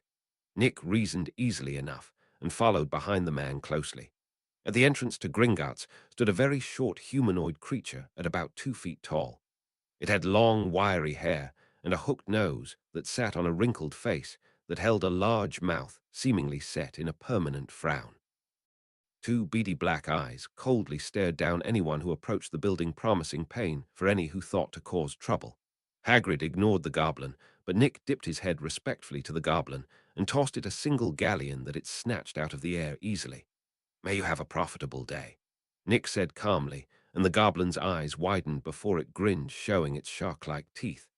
"The same to you, young friend," the goblin said in a deep but shrill voice. Nick then entered the building and walked faster than normal to catch up with Hagrid and Harry. It seems that these goblins are just like the books described them, greedy and petty but firm believers of reciprocity. By giving that goblin respect, and a galleon eye received respect in return, and likely even a small amount of benefit dealing with the goblins. Nick made a mental note of all this for later. Hagrid was searching the many pockets of his coat for something at one of the service counters, attended by a goblin who looked less than happy at the wait. Nick repeated the action he had just done with the goblin at the door, earning this goblin's obvious approval. Hagrid paused his search when he saw and heard this exchange between Nick and the goblin in shock. "You speak gobbledygook, Nick?" the man asked, astonished. Nick froze. "No, why?" he asked, taken off guard and confused. "You just did, lad." Hagrid said honestly, "I have no clue, might just be a gift." Nick said with a shrug, as if it wasn't a big deal. Internally, however, he was freaking out because he had no idea what the hell was going on, as no such ability existed in the books. Parseltongue he could see with his theory of magic circuits, but gobbledygook wasn't a magical language like that. What if I am not a Parselmouth, but rather have the gift of tongues instead, like in the Bible? That would explain this situation perfectly. Maybe the reason I spoke the language of snakes was because of Harry, while this time it was because I was speaking to a goblin. Nick quickly jumped to the best option possible based on his knowledge. Neither Harry or Hagrid seemed to think about the matter any further after that, as the half-giant found the letter from Dumbledore, as well as Harry's inheritance vault key. The goblin took the letter from Hagrid and carefully read it before putting it down and picking up a bell from out of sight and ringing it. Soon another goblin arrived, and the first spoke to it in English so Hagrid and Harry could understand without bothering with Nick, who spoke their native language. This new goblin took the letter to verify the things that it had been told, and then spoke, "Follow me," and then started walking off. Nick upset the goblin leading them, as despite trying their hardest to make the wizards on the cart ill, Nick was totally stone-faced the whole ride. The carts of Gringotts and its rail system were a mess of extreme speed and crazy maneuvers that made the thought of using the cart to rob the place unpleasant. "This is Vault 687, key." The goblin held out its long-nailed hand after speaking. Hagrid handed the goblin a small golden key that was then used to open the vault, dazzling Nick and Harry with a small mountain of golden coins that revealed itself. "You didn't think your parents really left you nothing, did you, Harry?" Hagrid asked with a smile. Harry teared up seeing that he was loved by his parents before they died. The goblin started to get impatient, and Harry grabbed a small stack of golden coins that he shoved into a small bag that the goblin provided before the group left for another vault. 24. Chapter 24. The next vault was number 713 and had much stricter security measures, while containing a single small sack alone. Harry was curious about what was in the sack, but Nick was debating whether he should just go out of his way to smash it now and save him the trouble of dealing with Quirrell. Sure, that would basically ruin all of Dumbledore's plans for the future year and make the man rather upset at him, and maybe also making the Dark Lord pissed at him as well. Yeah, that plan's out. Nick shivered slightly at the sheer amount of things that could escalate from such a seemingly simple action. After that, the group left Gringotts and headed over to Madame Malkin's clothes shop to get their clothes tailor-made, which cost a single galleon for each of the boys. She said to return in a couple hours to pick them up, so the group left the store and headed over to the trunk store to get trunks for both Nick and Harry, since they needed a place to store their other supplies. 3 shops later, and all the other stuff, including books for Harry, was done minus the wand. "You lads go see Mr. Ollivander for your wands. I have a bit of business to take of myself, but I'll meet you afterwards," Hagrid said, while pointing at the old shop in the middle of Diagon Alley that had a brag written on the front of the door, "Makers of fine wands since 382 BC. The man handed Nick 7 galleons, which was apparently the price of every wand in the shop, regardless of material or core. That seemed like it shouldn't be that way, what with the price some of those materials command, like phoenix feathers, that normally cost a massive amount. Nick and Harry opened the door to the shop, and a small bell rang to tell the shop owner that someone was there. What most wouldn't realize, however, was that the owner was standing nearby under a disillusionment spell in order to observe his newest customers. Harry was looking around curiously, but Nick's vision immediately zeroed in on the location that Garrick Ollivander was standing in. Ollivander was amazed at how potent the young man with metallic-hued hair's perception of magic was, as there was no hesitation at all in exposing him. "You both, will definitely give me quite the challenge, I can tell." Ollivander said with a wide smile while dispelling the spell and revealing himself to the boys. "Ah, Mr. Potter, I was expecting you to show up one of these days. Did you know I remember every wand I've ever sold, including your mother's? It seems only yesterday she was in here herself buying her first wand. 10¼ inches long, swishy, made of willow, nice wand for charm work," the older man said with nostalgia. "You, on the other hand, young man, are a mystery to me," he said, turning his attention towards Nick, who remained calm this entire time. "Nicholas Iron, and you must be Garrick Ollivander," Nick said calmly. Ollivander looked confused for a moment, but quickly returned to normal. "Well, no matter about all that. Let's get you lads measured so we can start pairing you with your wands," he said before approach with a tape measure.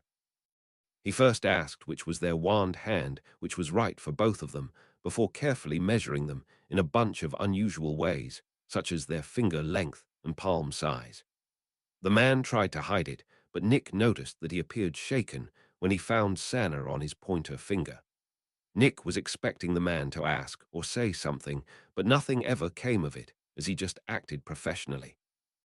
Once both of the boys were measured thoroughly, Ollivander walked into the rows of wands and brought back 2 boxes that he opened.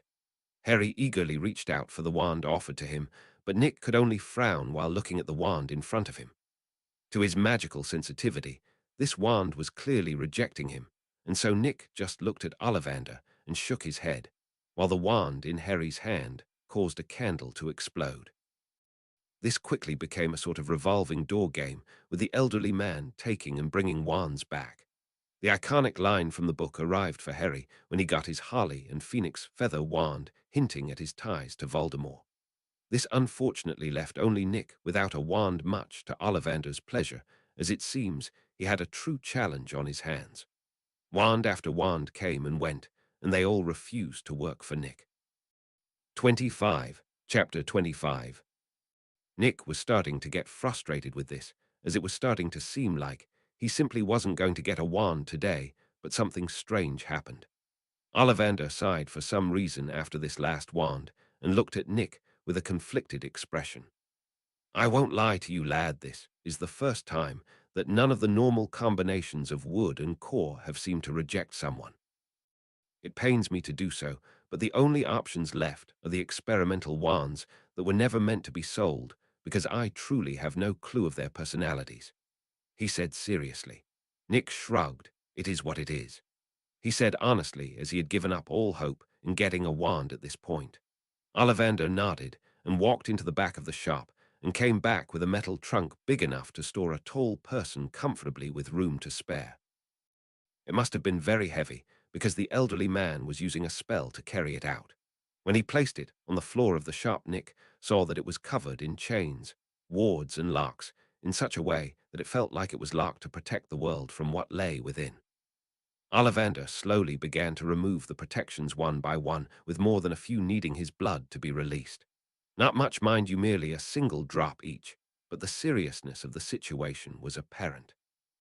Once all the locks were removed, the chains were taken off, and the chest was finally opened in a moment that had both Nick and Harry holding their breaths. Nothing happened like at all. There was no super burst of magic or evil cackling or even a slight change in temperature. Literally nothing changed. Nick wanted to beat an old man for being dramatic for no reason, but controlled himself after seeing Harry have the same problem. Ollivander then began to take boxes of wands out of the trunk and place them side by side on the shop counter. Neither of the 2 boys interrupted the man and merely waited until he was done. This only took 5 minutes, and finally the last box was placed on the counter, and the man began to take off the tops, revealing the wands underneath. It was clear that these were different than anything that had been presented before, because their colors and patterns were all different than the normal ones. Nick walked up to the counter and sensed each of the wands and noticed that all of them save 5 totally rejected him. Of the remaining 5, 3 of them merely seemed hesitant rather than opposed. The last 2, however, were creating visible phenomena as if to try and get his attention. One of them was a strange, dark tan and pink swirled wooden wand with a simple handle. Nick noticed hints of treachery in this wand's magic sensation, and rejected it immediately. The final wand was the strangest, however, out of all the wands, as it was made out of a reddish, yellow-colored wood with black lightning-like veins of what was clearly a different type of wood along its length and a dark, almost black handle. Nick tentatively took this wand in hand, and the shop was filled with an oppressive but vibrant feeling as the wand connected to his magic. Marvelous, simple marvelous. That wand has been in my family for centuries and is the only one of its kind in the entire world. You see, both the wood and core of that wand are unique in that they both came from the only example of their species to ever be found. The wood was found in the tomb of an ancient alchemist, along with a runic message that said, "First man's mistake." To date, what that implied is a matter of debate. The core, however, was the only feather taken by the offspring of a phoenix and a thunderbird. Both species are notoriously proud and powerful, and so when a miracle child was born of both, many sought to obtain it. Even in its youth, the bird was so powerful that all who approached it died, leaving it unchallenged for its entire life. It was said that before it died, the mighty bird bestowed this feather upon my ancestor, and then burst into a golden plume of flames and lightning while the sky wept, never to be seen again. I don't know what makes you so different than any who have ever come into this shop, but I look forward to hearing your story. Ollivander finished talking and held out his hand for a handshake. 26. Chapter 26. Nick took the wand maker's hand in a daze after hearing the story behind his wand, as it was beyond strange and fantastical. I'll need to check the wand with the system later to try and figure out more about it, he decided worriedly. For the privilege of matching you with your wand today, I won't even charge you lads, Ollivander said with a happy smile. Harry and Nick left the shop with totally different thoughts on what had just happened. Harry was excited and happy for Nick, while Nick himself was worried that this might come back to bite him in the backside. In the books, unique tended to mean extremely powerful, and the only unique wand shown was the Elder Wand that was supposedly crafted by death itself. My wand is made by the hybridization of the two most powerful birds in the world and a wood with a mysterious background. I'm fucked, aren't I? Nick thought in despair.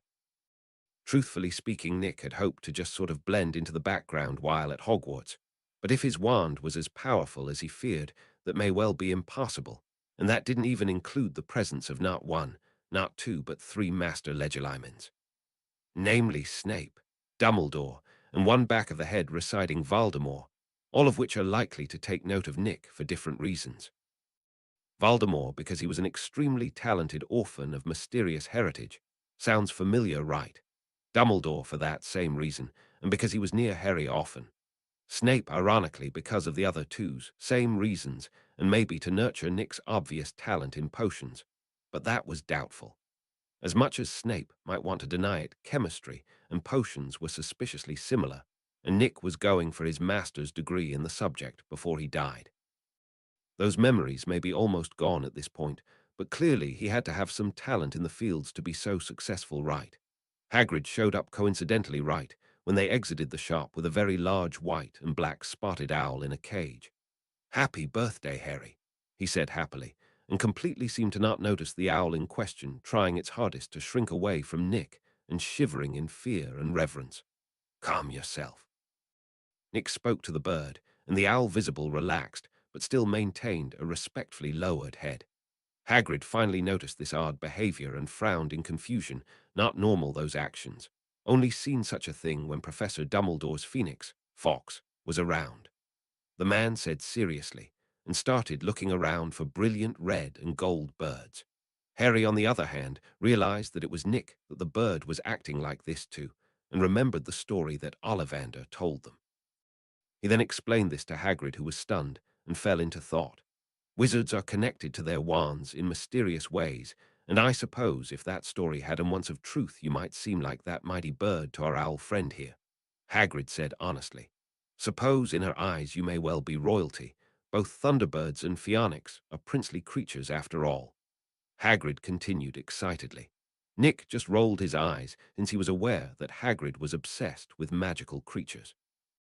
The day ended with a trip to Fortescue's ice cream parlor, where Harry got 2 scoops of chocolate ice cream, while Nick got 2 scoops of black walnut ice cream. Miss Smith was less than enthused by Harry bringing Hedwig back with him, but helplessly allowed it on the condition he cleaned, but after her. The bird in question had chilled out considerably after being near Nick for a couple of hours and getting acclimated to his presence. Not to say she wasn't hanging on to his every action, merely just that she didn't look like she might die of fright at all moment. Harry seemed to look disappointed as time went on, and Nick seemed to have forgotten to get him a present. This changed when Nick tossed him a small, shiny object just before they went to bed with a smirk. "Happy birthday, Harry," Nick said with a chuckle at the surprise on the boy's face as he gazed down at the ring. Nick was quite happy with how the ring turned out despite the suffering he went through because of it. Ring name, Odor grade, rare abilities, auto-sizing, shield summoning, growth, counterattack description. A ring designed to mimic a bird in flight, forged in the Celebrimber style by Nicholas Iron, with an advanced technique beyond his means to protect only one person, ever giving the enchantment growth type properties and higher potency. System appraisal. A simple but effective piece of jewelry that has the potential to be great, made by an up-and-coming ring smith.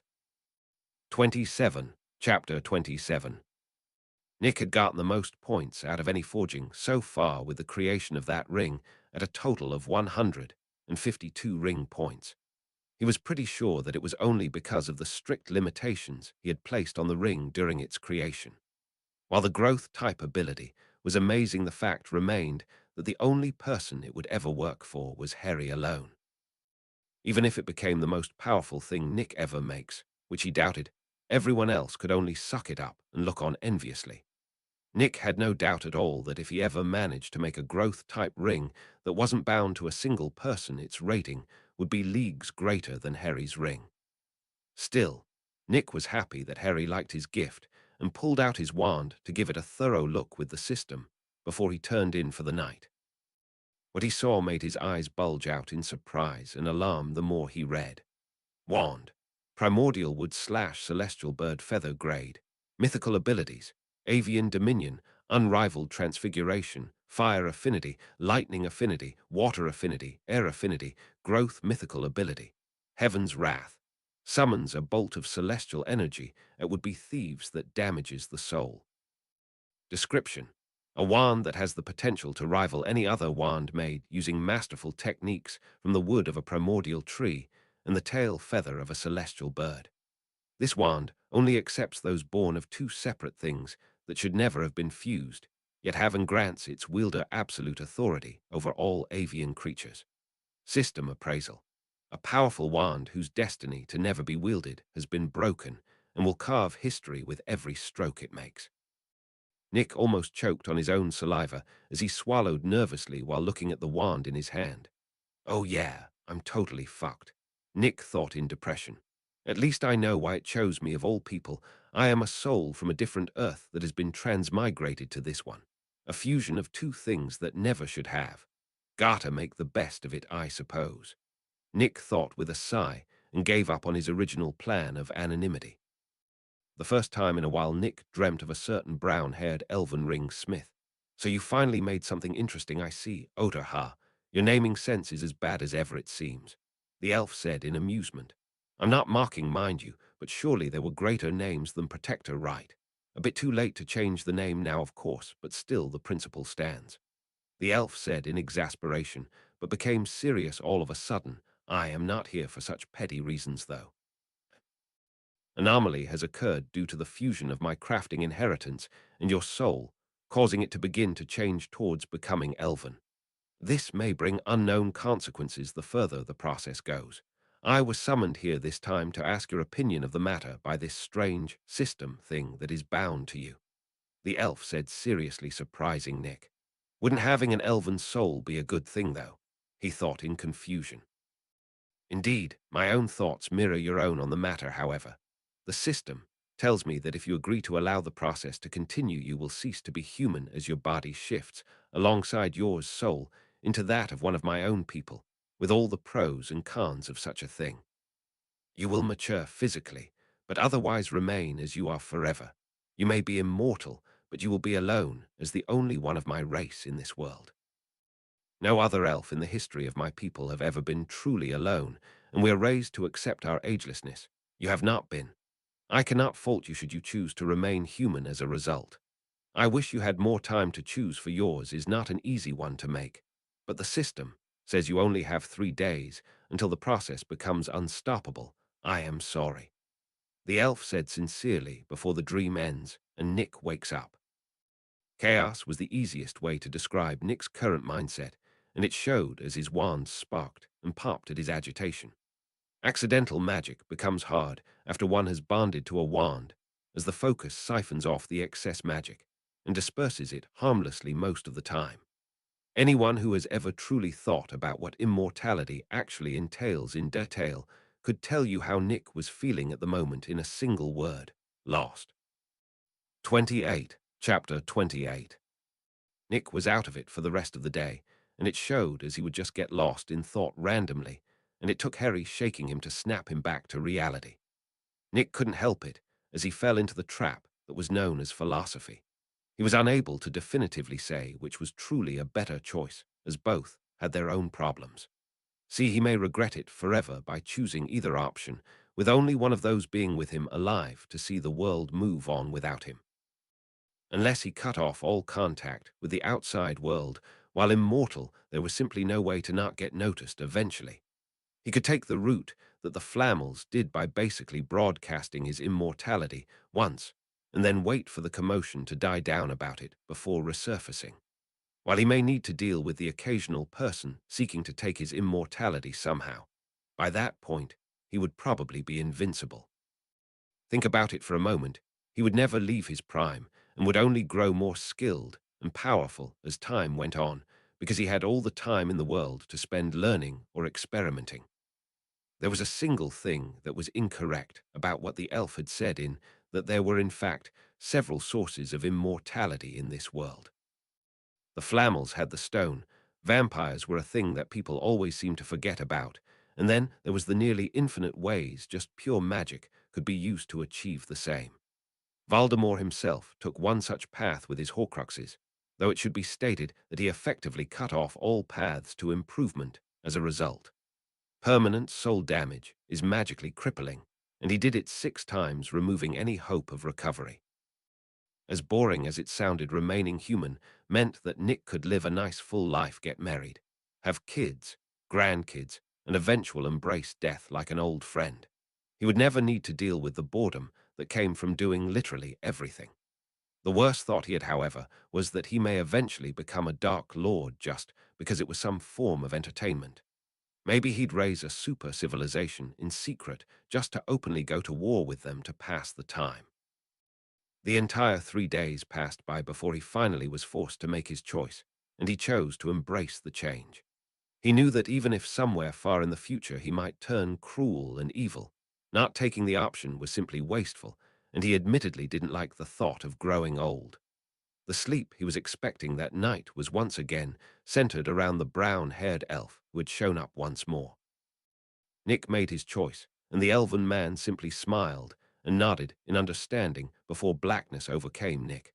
Nothing seems all that different, Nick thought in confusion, but remembered that it was apparently an overtime kind of thing rather than a sudden change. How long exactly would it take me to go full elf? He wondered curiously, since this was a totally new thing for him. Surprisingly, he got an answer from the system. Approximately 3 years from this date. That's right before the events of the Goblet of Fire, then. I can work with that, he thought calmly. Until then, it's business as usual, I guess, he mutters before yawning and getting out of bed to start his day. Nick knew he just needed a few more points in order to buy the enchantment from the system shop.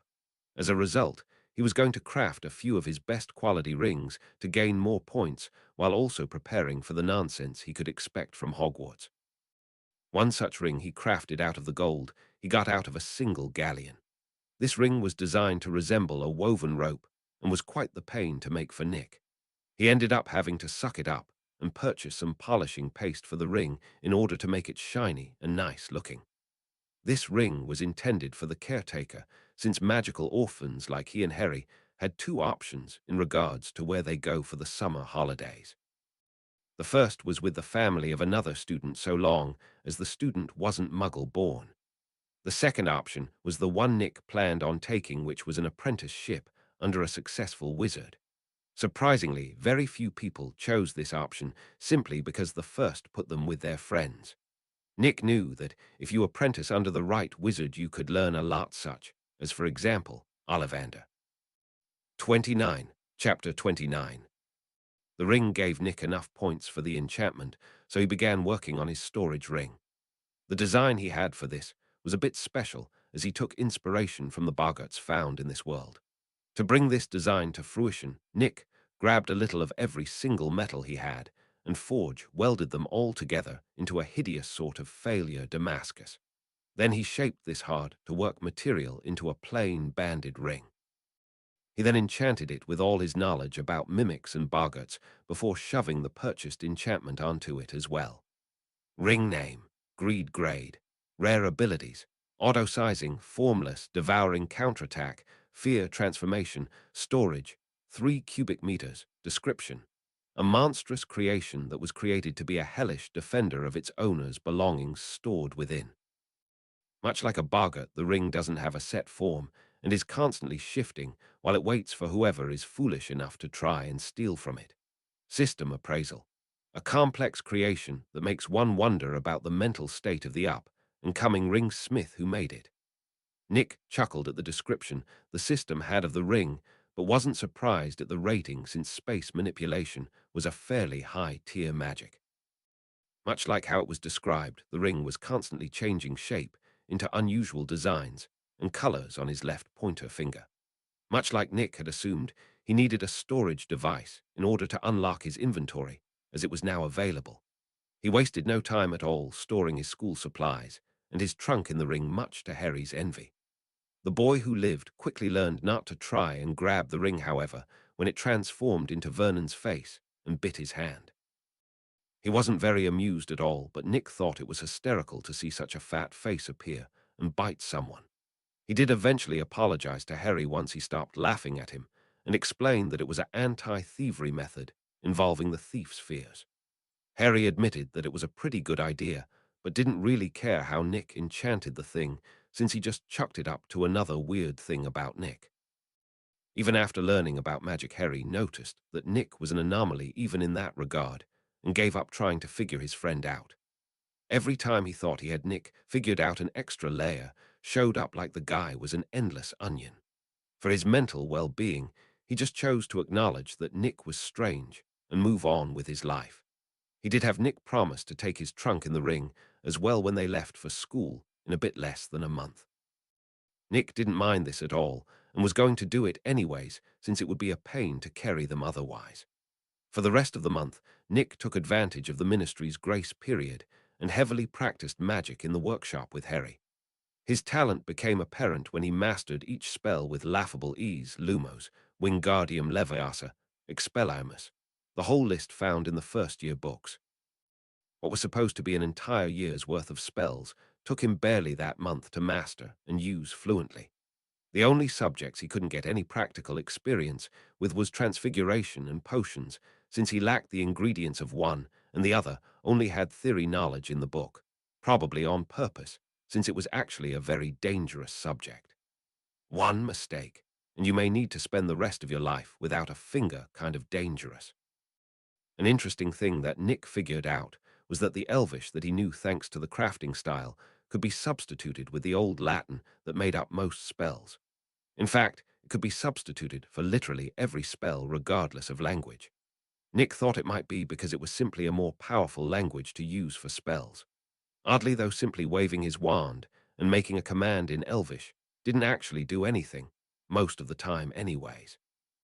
One of the exceptions to this was when he said, "a glad," which was literally lightning in Elvish, and swung his wand in a downwards flick.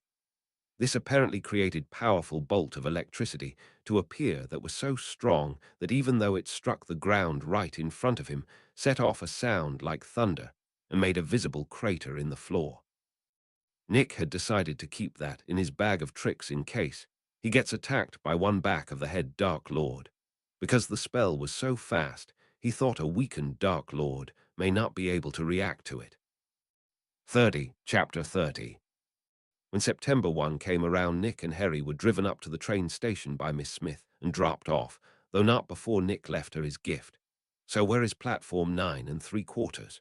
Harry asked in confusion after not seeing any sign listed as such. Nick shrugged. "Maybe it's magically hidden between platforms 9 and 10, he said calmly, and Harry nodded in agreement. "How are we supposed to find it then?" he asked worriedly. Nick smiled. "Do you see anyone else that stands out by platform 9 or 10? He asked, giving Harry a hand. The bespectacled boy looked carefully and quickly noticed that there was indeed a few people who stood out, and much to his amazement, he even watched as a family of 3 walked through what appeared to be a solid wall. He looked at Nick to see if he noticed this as well, and Nick nodded. "I'd guess that's where we need to go," he said seriously. Nick would be lying if he said he wasn't nervous when he ran into the wall with the luggage cart. Nothing odd happened, and he smoothly found himself on platform 9 3/4 with Harry and the other students. He had made sure that Harry covered his scar before they left the orphanage, and for good reason too, as the platform was crawling with reporters hoping to catch the boy who lived as he boarded the train. Nick had, of course, mentioned this to Harry before they left, much to the boy's horror, as he suddenly found out that he was basically considered wizarding Jesus. None of the reports seemed to notice it when Harry slipped past them with Nick, thanks to him hiding behind Hedwig's cage as they boarded the train. As a result, unlike in the book, there were still plenty of rooms empty in the train that they could set up in. Nick chose a room at the back of the train that was seriously out of the way to see if the events of the story would still happen despite his intervention. Lo, and behold, one nervous redhead with freckles peeked his head in the doorway just before the train set off. Nick noticed that the boy in question immediately locked onto Harry's forehead, or more specifically his scar, before he asked if he could sit in with them. Nick acted like he didn't care, so Harry agreed and let Hedwig out of her cage so he could store it overhead to make room. The bird calmly settled on the seat next to Nick once she got a nod from him and stared at Ron. The red-headed boy held out his hand to Nick after noticing he seemed to have the most authority in the room. "I'm Ron Weasley." He introduced himself casually. Nick shook the boy's hand firmly but not hard. "Nicholas Iron, and you already know my friend next to you," he said with a knowing smirk. Harry looked confused for a moment before he realized that his identity had already been seen through by Ron and sighed. Yeah, that's Harry Potter, isn't it?" Ron asked sheepishly for confirmation. "I am, yes and no. I don't remember anything about that night," Harry said, basically cutting off any awkward questions immediately. Nick had told him that should he be exposed, that saying that would save him a lot of time. It was true, too, as Ron looked like a goldfish for a moment, opening and closing his mouth trying to think of something to say, but he had nothing. "Chill, mate. Just treat him like anyone else and you'll be fine," Nick said helpfully, letting Ron sigh in relief. "I thought you'd be, I don't know, awesome looking, I guess," Ron says honestly to Harry, who looked confused. "Why?" he asked curiously. "Propaganda mostly," Nick said calmly, and Ron thought about it for a minute, but nodded in agreement. "Yeah, they made all sorts of stories about how you were raised by dragons and went on loads of adventures and stuff like that. Thought most of it was malarkey, but didn't know really, no one does," Ron said honestly. Harry groaned. "You never said it was this bad, Nick," he complained loudly, making Ron look confused. Nick noticed this and chuckled before explaining how he had warned Harry about his fame, but he didn't believe him all the way. "How did you know? Weren't you raised by muggles?" "After all, there is no pureblood family called Iron," Ron asked, confused. "Flourish and Blots has an entire section filled with stories about Harry here. I saw it when we went to get our school supplies," Nick said honestly, without actually answering the question, merely stating facts that sound like an answer. 31. Chapter 31. Ron quickly got comfortable with Harry and Nick, and was chatting about all sorts of topics from Quidditch to favorite flavor, every flavor bean. It was clear that he didn't seem to understand how anyone couldn't know about these things, so Nick had to explain how the Muggle world was totally different than the wizarding world. Ron seemed to figure it out pretty quickly, and was more than happy to explain about all of the things he could think of. Both Nick and Harry listened closely to these explanations, and interjected when they felt more details were needed. The most interesting thing that Nick found out about was that while there were other magical communities across the globe, very little information was exchanged between them. This was not just a language thing, either, as traditions were massively different in each one as well. An example of this was how in India parselmouths were widely respected and praised, while most English wizards considered those who spoke the language of snakes as dark or evil. Ron apparently and biasedly assumed that the Indian magical community were the ones in the wrong. Neither Harry nor Nick corrected him, as it was clear he was well and truly set in his ways. The train finally started moving 30 minutes later during a conversation on the topic of Muggle products versus wizard ones. It was getting pretty heated too, as Nick insisted that Muggle products were equal to wizarding ones, while Ron refused to accept it. It wasn't an angry discussion, but both sides were trying their best to sway the other side, with Harry figuring it was best to stay out of it. This changed when one Draco Malfoy showed up with his two followers, clearly having been looking for Harry, if the way he locked onto him was any indication. "You must be Potter Draco Malfoy, heir to House Malfoy.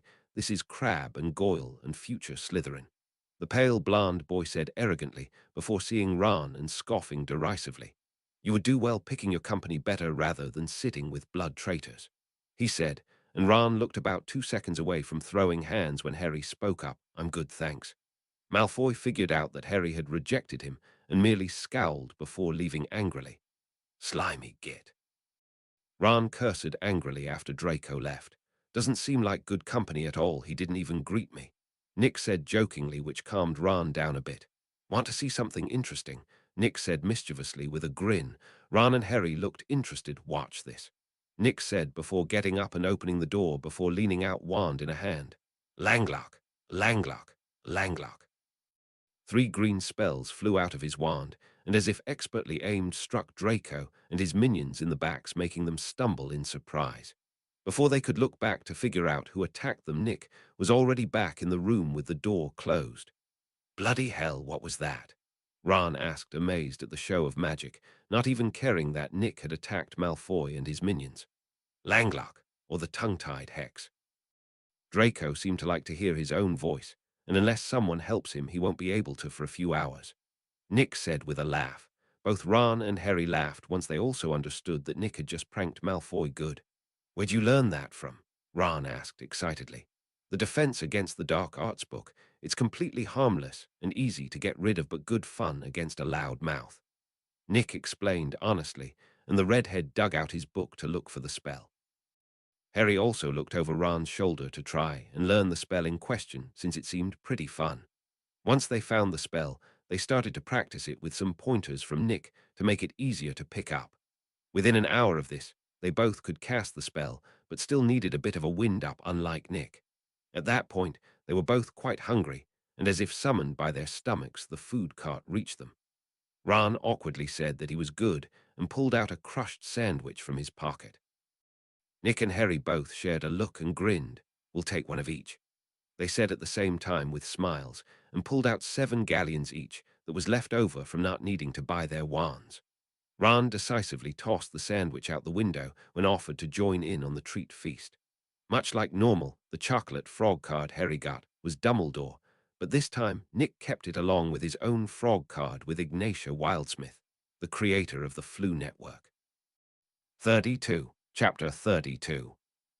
Nick came up with a game to pass the time involving the every-flavored beans that they had that was loads of fun. He called it Blind Man's Luck, and the way it worked was that one of the people not playing this round set out 4 beans. The people playing, however, had to have their eyes closed and guess a color. The first person to guess a color that was on a bean had to declare themselves a lucky blind man and randomly grab a bean and eat it. If it was a pleasant flavor, they got a point, and a new bean was added, and the game went on again until someone reached 3 points. If it was a bad flavor, however, that person lost a point instead, and if they reached -3 points, lost. The fifth round was between Nick and Harry, since Ron didn't quite understand how to play and needed a demonstration. Nick won with a total of 5 points won, but 2 lost, and Harry won 4 points total, but lost 2 as well before Nick got his needed 3. After that, it rotated between the 3 of them, with all of them losing as well as winning. This ended when they simply didn't have any more beans left to play with. That was bloody brilliant, mate. I had loads of fun, Ron said, with a wide smile since he had the most wins. Nick and Harry both agreed that it was a fun little game to play with friends. The sun had already begun to set by the time the train parked in Hogsmeade Village, and they left their luggage on the train since they were assured it would be sent to their rooms after they are sorted. My brothers told me that we had to fight a troll to get sorted, Ron said worriedly as they were getting off the train. Nick was distracted, however, as he saw in the distance several carriages pulled by pale skeletal horse-like creatures with white eyes and wings, this Strals. Invisible to all but those who have seen and understood death, and they were staring at Nick just as he them. It was unusual for Nick, as he found it hard to understand, but he felt a sort of kinship with the creatures, and it was hard to ignore. Probably because I have died before. He thought seriously before focusing his attention back on heading over where Hagrid was calling the first years. Harry, Ron, and Nick ended on the boat with the half-giant, which made all of the nervous, as the boat was only just out of the water. At least none of them fell out of the boats like Neville, who was saved by the friendly giant magical squid living in the lake. Nick had a sneaking suspicion that it wasn't actually a squid, but rather a kraken. However, unless he could get someone to verify that idea, he doubted he would ever actually learn the truth of the matter. He thought it was funny when Hagrid said to watch their heads when they passed under an alcove to the docks that was well above their heads sitting down. The only person who had to duck was the half-giant himself. Once docked, the nervous first years followed after Hagrid as he began to make the short trek from the docks to the huge castle in the short distance. Nick found it hard to accurately describe exactly how big the school actually was, as he couldn't even see the entirety of it at once. At minimum, it was easily 3 times bigger than the Roman Colosseum in size, and that didn't even include the 7 towers that, as the name implies, towered over the rest of the building that was by Muggle standards easily 6 stories tall. Hogwarts is fucking massive. I wonder what secrets yet remain undiscovered. Nick thought in awe as he shuffled behind Hagrid like the rest of the first years. Soon the man led them to outside the grand hall, where a tall, stern-faced older witch with graying brown hair and green eyes stood calmly. I've brought the first year's Professor McGonagall, Hagrid said calmly, and McGonagall nodded. I shall take it from here, Hagrid. You may join the others inside, she said calmly, and the big man did precisely that. McGonagall addressed the first years after that, telling them to form nice even lines and to go in and wait for their names to be called to be sorted. She somehow convinced a bunch of 11-year-old children to do exactly what she said and stand in lines like robots, as the rest of every year's students looked at them, eagerly trying to figure out where they are going to go. 33. Chapter 33. Everyone watched as Dumbledore looked over the New Year's with his gaze briefly stopping on Harry and Nick before moving on to the rest. Soon you shall all be sorted into your houses and begin your journey to magical mastery. Those in your house shall be your friends, your family, and your classmates for the next 7 years. I welcome you all to Hogwarts and wish each of you a happy next 7 years, the old man said loudly before stepping down to give McGonagall the floor to speak. When your name is called, sit upon the stool and wait to be sorted before joining your house's table, she said succinctly. On the empty stool just in front of the professor's table, an old leather hat that had clearly seen better days was placed carefully by the woman before a face made of wrinkles formed on it, and it began to sing. Oh, you may not think I'm pretty, but don't judge on what you see. I'll eat myself if you can find a smarter hat than me. You can keep your bowlers black. Your top hat's sleek and tall, for I'm the Hogwarts sorting hat and I can cap them all. There's nothing hidden in your head the sorting hat can't see. So try me on and I will tell you where you ought to be. You might belong in Gryffindor, where dwell the brave at heart. Their daring, nerve, and chivalry set Gryffindors apart. You might belong in Hufflepuff, where they are just and loyal. Those patient Hufflepuffs are true and unafraid of toil. Or yet in wise Ravenclaw if you've a ready mind, where those of wit and learning will always find their kind. Or perhaps in Slytherin you'll make your real friends. Those cunning folks use any means to achieve their ends. So put me on, don't be afraid, and don't get in a flap. You're in safe hands, though I have none, for I'm a thinking cap. The hat finished its song, and everyone clapped in appreciation of the interesting spectacle. McGonagall brought out a list and began the sorting Abbot Hannah. There was a few people who went before Nick, including Hermione, who, like she did in the story, chose Gryffindor as her house. When it was finally Nick's turn, he approached the stool calmly and sat down as the hat was placed on his head. How unusual. Normally those who sit here are unaware of their place in the world and need my help to find it. You, though, are not only aware of your place in the world, but also know of my own dilemma. As you think you could thrive in any of the other houses, equally, which truly only leaves your own opinion as the tie-breaker, but choose wisely, for you may never change your answer. The hat said before going silent and leaving Nick to think about each choice one last time. The professors were surprised when 5 minutes passed, and yet no house was called, but they weren't unaware of what was happening as it had happened before. Events like this were known as hat stalls, and usually happened when a student was suited for more in a single house equally. Only Dumbledore was nervous about the outcome of the stall, as it might force him to change his plans. In the end, Nick decided that his original choice was the best, and then the hat finally yelled out, Gryffindor, sealing the deal forever. Nick's robes shifted to the gold and red of his new house, and he walked over to his house's table under the congratulations of the other students. Nick thought it was funny how the two resident pranksters, Fred and George Weasley, tried to filch greed as a joke, and ended up with Fred having a bite mark on his hand after it shifted into a zombified version of George's face. Neither seemed to take it personally, as they could tell it was just a defensive prank on Nick's part. You gotta show us how you got it to do that, mate, George said excitedly, and even Fred agreed despite how bothered by what he saw he was. Nick shrugged. You guys know about Boggarts? He asked with a smirk. The two older boys think for a moment before figuring out why he asked that. It turns into someone's fear before attacking, they said at the same time excitedly. Nick chuckled at their synergy, but nodded in agreement. Yeah, the enchantment works like a boggart when it seems like someone is trying to steal from me, he explained with a knowing smirk. The twins looked sheepish at being called out, but could tell Nick wasn't angry at them, and came clean about how they noticed his ring changing shape all the time he was getting sorted and were curious. 34. Chapter 34. To be honest, I am more surprised that so few people have noticed it. Nick said honestly. The twins shared a look. Don't take this the wrong way, mate, but it's hard to look at anything other than your face. Fred said seriously, which confused Nick. Why? He asked curiously.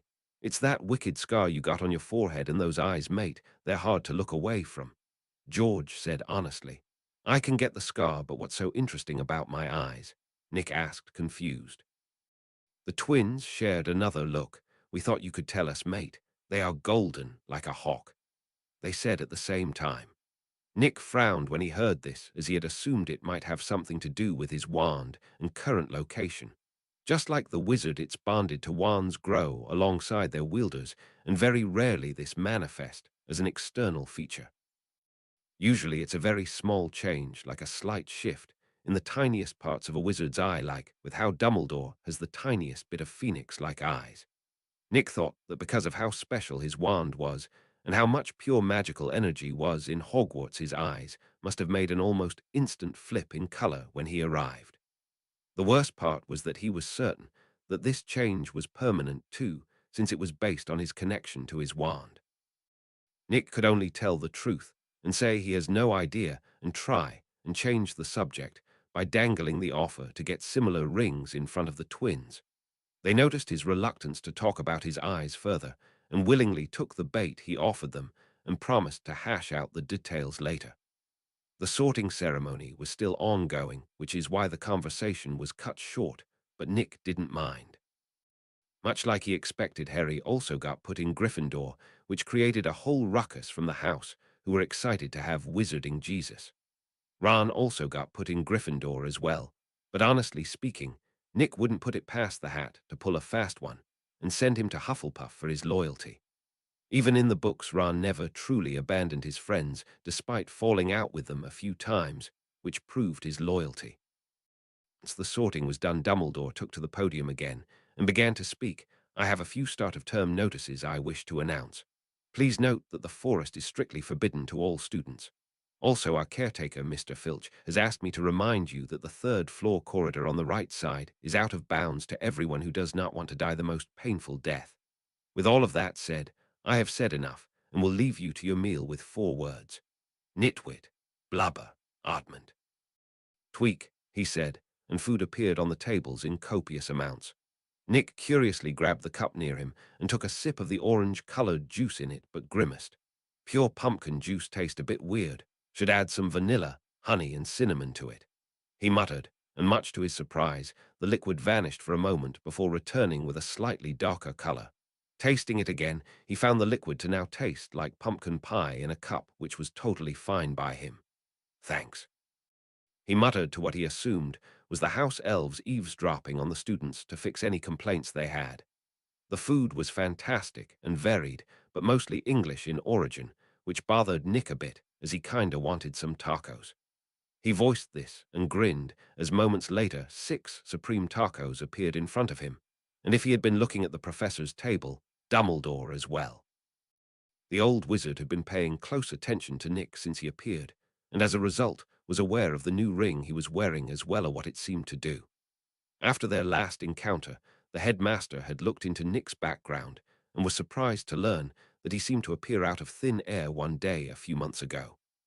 He had even asked Ollivander what wand the young man had been matched with and was surprised at the answer. Hagrid vouched for the boy, however, so Dumbledore didn't let his own worries tempt him into doing something rash. When Nick was sorted into Gryffindor, the old wizard breathed a sigh of relief and lowered his vigilance of the boy a fair amount. So when the headmaster noticed Nick specifically asking the house elves for things he curiously asked to receive the same, and was delighted he did, they were delicious. 35. Chapter 35. The main part of the feast went on for 30 minutes before the final part, featuring desserts of all kinds, began, though most were full by this point. Nick sneakily stored away several tarts and cookies in greed for later, and didn't notice how Dumbledore had trouble not laughing when he saw his actions.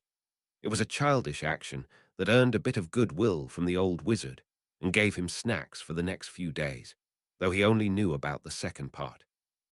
This didn't mean that the old goat hadn't noticed the bird-shaped ring on Harry's finger this entire time, however. Once the feast was over, the prefects of each house lead the first years to their dorm rooms, where they were told how to get in, as well as a few obvious ground rules, like no entering the opposite sex's bedrooms. There were a few others, but those were common sense things, like not stealing from housemates and the like. After that was taken care of, the first years were effectively cut loose to do whatever they wanted, though they needed to stay in the common room because of the 9 o'clock curfew. So you're ickle thirsty, let's talk shop, shall we? Fred and George showed up to grab Nick, while Harry and Ron watched dumbfounded. The twins dragged him over to a private corner of the common room. So, what you want for em? They asked at the same time excitedly. Nick grinned predatorily and shook his head while patting them on the shoulders. It's not about what I want, but rather what you can give me, understand? He said calmly. Both of the twins suddenly felt like they were flies that had flown into a spider's web willingly. 30 minutes later, both of the twins left Nick looking like they had just waltzed with a Dementor from how lifeless they looked. Nick, on the other hand, was beaming happily as Ron walked up to him. What did you do to them? He asked curiously. Nick chuckled. They wanted a service from me and made the mistake of offering a blank check, which I gratefully used to the utmost degree, not to worry though they aren't getting ripped off. He explained with a laugh. What did you ask for that made them look like that? Harry asked curiously. Nothing serious, just a small, durable magic furnace. Nick said like it wasn't a hard-to-find item. Not expensive, mind you, as it was fairly cheap at only 15 galleons, but since the list of people who would actually want such a thing is tiny, they're basically all made to order. How did Nick know this? Because it was in the system description of one in the shop that would cost him 3,000 points to get normally. Why the bloody hell would you ever want one of those? Ron asked in astonishment. Ah, right. I forgot you haven't been filled in yet. I'm a ringsmith. Made everything we have on our hands, in fact. Nick said, showing off Sana and Greed. Your brothers wanted something like this one here. He pointed at Greed, and I needed the furnace to do my work without worrying about burning down the castle or running out of fuel. It's a win-win situation for everyone involved. The reason they looked like that, though, is because of how hard it is to get one of those furnaces," he explained honestly. Ron looked like he was about to ask for a ring of his own, but Nick immediately shot him down by explaining that he doesn't work for free unless it's a birthday or Christmas present, and pointed at Harry's ring that was a birthday gift. The redhead looked heartbroken, but understanding nonetheless as he dropped the topic. They all turned in for the day after that, at which point they found out they were sharing a room with Neville Longbottom. The next day was Sunday, so they could go exploring the castle if they wished, which Nick very much did. There was no elf during this night's sleep, so Nick woke up feeling refreshed and ready to go nice, and early at 7. No one else was up in the room, so he got dressed in his casual robes and casually took out an oatmeal cookie from Greed to snack on as he walked. He first fully explored the third floor that was the same one his common room was found on minus the forbidden corridor, and checked the shortcut through the humpbacked witch statue that was there. He knew it was there from the books, but personally seeing it was something worth doing. 36. Chapter 36. So I have been patient for the most part with my readers, but some of you, not many, have complained about a few things that I feel I need to address. First and foremost, I am writing in general as a hobby to entertain myself. This story is no exception. I put a poll down on my Patreon to choose the next story I wrote, and this one got the majority vote. I am not writing this story for money or anything like that. My Patreon was set up specifically so that anyone who joined it did so because they liked my stories and wanted to support me. The extra 5 chapters ahead of everyone else were my way of giving something back to them. This said all these comments saying how bad my plot is, or the way I wrote the story was wrong or weird, or whatever are pointless. The story isn't meant to appeal to everyone, just me, and I am quite happy with it so far. Next up on my list of unreasonable complaints that I have been given is the length of my chapters. They are 800 words long every single time. They aren't short at all. They aren't getting shorter, and they don't need to be bigger since I post new stuff almost every day. After that is all the people complaining about the plot of the story and how it feels summarized or like it's skipping in places. It seems that way because it is in fact like that in some parts, and for good reason too. Reading about someone's boring everyday life where nothing interesting happens is just that, boring. I don't like writing it, and I certainly don't like reading it, and so I move time forward to a point that is actually worth noting. Next up is the complaints I have been getting about the way I write characters, or simply haven't wrote characters. When I started this story, I boiled down the characters to their base elements. Harry was an insecure boy who was desperate to fit in, while Dumbledore was a manipulative, paranoid old man with good intentions. In a nutshell, this fit the characters to a T since J.K. herself wrote them like this in her stories. All I did was adapt the characters to the situation of my own story and run with it. In regards to all the comments I have been getting about cliches or tropes, I feel the need to express that the story has barely even begun yet, and so I have to get all the annoying background details set up before it can really get to the exciting stuff. You know, things that seem pointless now, but become important later, that background stuff. That's where those come from when I am writing the chapters. All of this said, I am not just venting my issues here at everyone.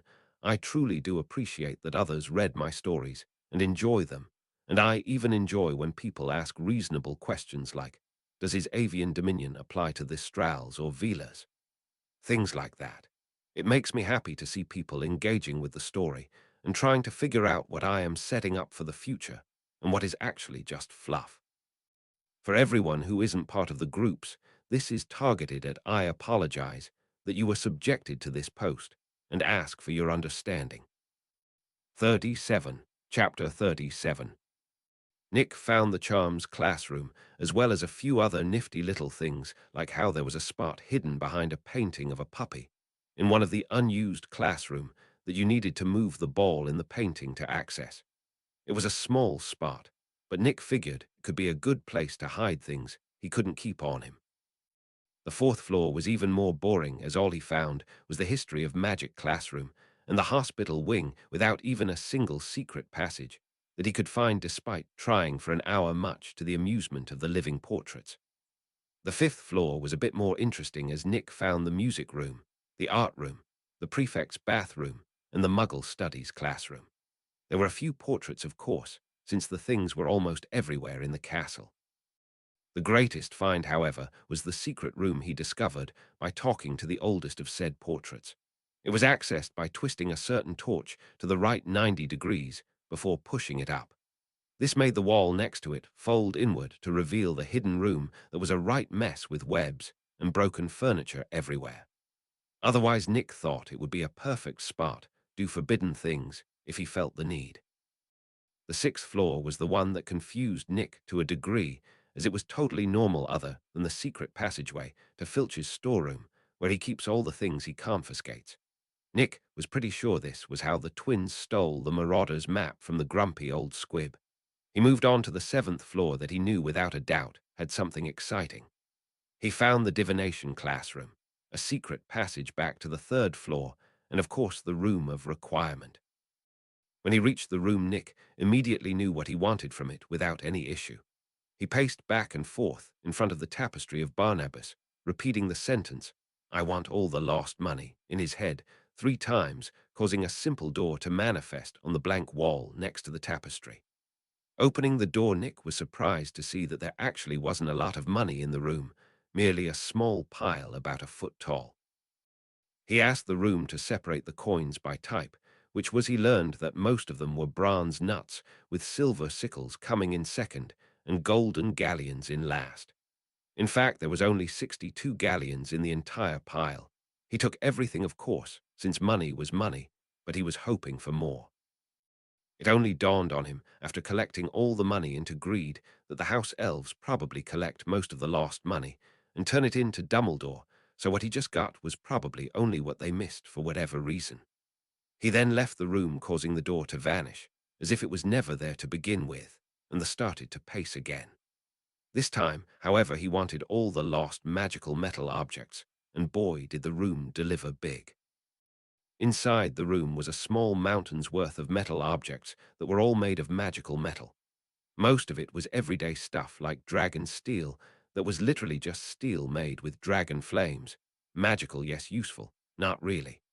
He did get some of the good stuff, though, like mithril, orichalcum, goblin silver, and even the extremely rare star metal. The good stuff was in the heavy minority, so it all just barely fit in greed without touching anything else in it, which told him it was time to go. Just the metals in his ring were worth a small fortune, as is, and was way more valuable than the actual money he had collected. Since there was nothing really interesting on the 7th floor beyond what he had found, he left. The short cut to the 3rd floor made reaching the 2nd floor a breeze for Nick, and he began to search the area thoroughly. He found the defense against the dark arts classroom, as well as the headmaster's office and Moaning Myrtle's bathroom. As far as secret passages went, though, this place was loaded with them, as there was a passage leading to literally every floor of the castle, multiple sometimes even. Nick was tempted to go and break into the Chamber of Secrets, but logic won out, and he decided against it. The 1st floor had the arithmancy classroom, the ancient runes classroom, the library, and the dungeon's entrance. There were a few hidden paths here, but most of the secrets were fairly well known and used to get around easier for students. 38. Chapter 38. Nick met other first years at around this time that were also exploring the castle, like Terry Boot, both of the Patel twins Padma and Parvati, who had somehow got put in separate houses, and even Daphne Greengrass, the last of which tried to ignore his existence as she passed him in the hallway, but Nick wouldn't be himself if he didn't try and get her attention. "Your hair looks nice. What soap do you use?" he asked while acting innocent. The cold brunette almost tripped from the shock that came from someone in Gryffindor talking to her who was in Slytherin. She was stuck between a rock and a hard place, as she was both a pureblood heiress from one of the sacred 28 and a member of Slytherin House. The real problem came in the form of her own personal beliefs that said there was nothing wrong with talking to a muggle-born like Nick, since blood superiority was nonsense. Her best friend was a half-blooded witch after all, and was just as talented as most other purebloods she had met. Horsetail, nettle, and lavender oil. She mumbled awkwardly before rushing away in embarrassment. Nick grinned widely at the interaction, taking it as a personal victory, while also mentally taking note of the girl's answer, since she really did have some nice-looking hair. Smooth and silky dark, brown with a nice reflectiveness to it. An odd thing to notice, perhaps, but Nick was a ringsmith, which required an extreme level of attention to detail. The Paddle twins were far more interested in the school itself than their surrounds, so he left them be. Terry Boot, however, was an oddball who actually sought Nick out once he saw him excitedly. "That's a cool ring you've got there, mate. What's it do?" the brown-haired boy asked, while looking at Greed curiously. Nick was a bit surprised that the boy had noticed the ring, as he was the only student besides the twins who seemed to. "It's a storage ring that turns into what someone is most afraid of and attacks them if they try to steal it," Nick explained honestly, since there was no reason to hide it, since it would be exposed eventually anyways. Terry smiled happily. "Cool. Might is an enchanter, so I was raised amongst enchanted items my whole life, and I've never seen one like that ring," he explained eagerly. "Terry Boot, by the way." He held out his hand with a grin. Nick shook the offered hand with a grin of his own, Nicholas Iron. "I got the ring over the summer, and it's one of my favorite enchantments so far," he said proudly. Clearly the person who made it took inspiration from Boggarts when they did. Wouldn't doubt if it was goblin-made, honestly, vicious little buggers that they are, Terry said, while admiring the ever-shifting ring. Nick chuckled awkwardly at this, since he was the one who made it.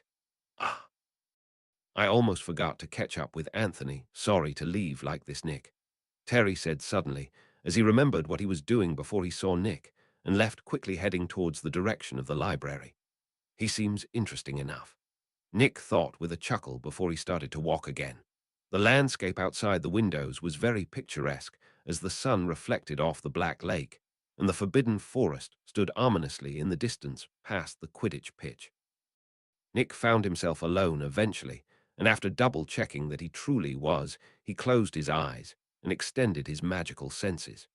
Immediately he was overwhelmed, as he felt a frankly absurd amount of magic around him, including a subtle bit of magic stuck to his clothes. Nick grit his teeth and tried to ignore the rest of the magic, to focus on the charm attached to his robes to get a feel for its purpose. He felt that it wasn't cast with malicious intent in mind, but the spell itself was clearly a tracking one. Nick wasn't sure if all students had this on their clothes, but he could think of who might be behind it. The reason Nick hadn't been using the frankly crazy sensitivity to magic he had in the form of active sensing had to do with the backlash he got for doing so after getting off the train. The sheer amount of ambient magic around him caused his nose to start to bleed when he went to scan his surroundings, as he was used to doing at the orphanage. He could tell that it would take a while for his senses to adapt to this sudden spike in magic, and even this current use of them had his nose dripping red. 39. Chapter 39. Nick stopped forcing the issue and held the wall for a moment as a wave of vertigo hit him. Once the world stopped spinning, he tentatively released the wall and felt his lip, where he found a small amount of blood. "Nen. Water," he said calmly in Elvish, while pushing his wand forward, causing a small orb of pure water to appear in the air. With a careful movement of his wand, Nick moved the orb of water to his face, where he rinsed off the blood the best he could without a mirror. After he was done, Nick sent the water out a nearby window and left the area to continue his exploration of the castle. He found the Transfiguration classroom, and surprisingly enough, Professor McGonagall herself within it, enjoying a morning cup of tea. "Something I can help you with, Mr. Iron?" she asked, seeing him outside the classroom door. "Not at the moment, Professor. I was just exploring the castle to get my bearings, is all, and noticed you within this room giving me pause." Nick answered both honestly and cordially. "How goes your progress so far?" the elderly witch asked curiously.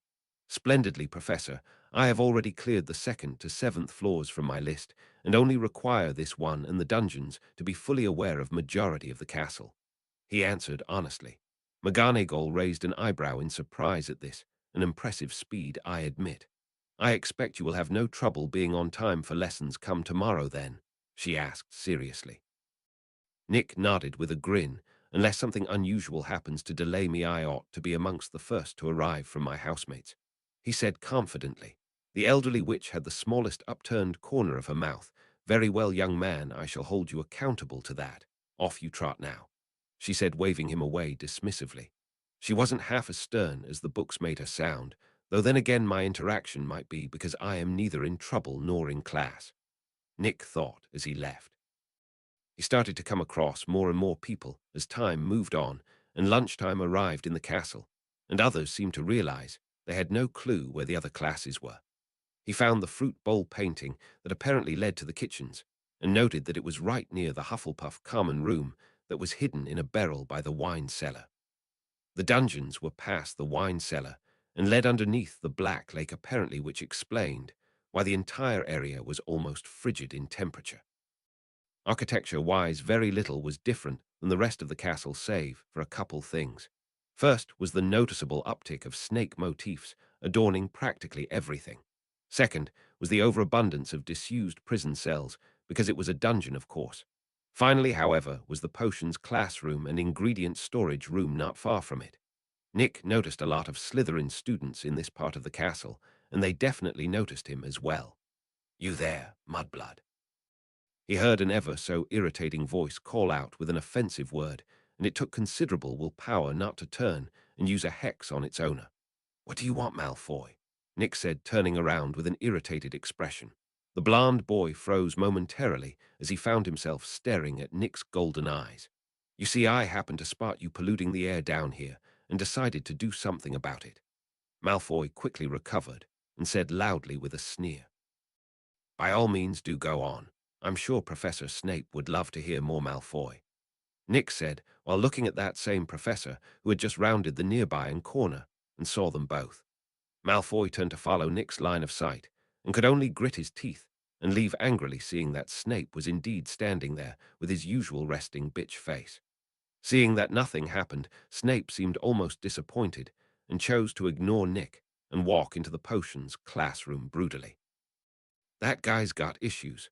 Ah, well, I'm done here anyway, so I guess I can spend the rest of the day in the library."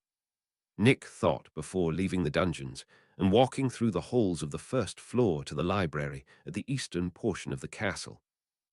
The library was an intimidating place for Nick, as not only was the librarian Irma Pince a stern woman who looked like she hated anyone who so much as touched her precious books, but the damned thing looked endless, as Nick simply could not see an end to the rows of bookshelves.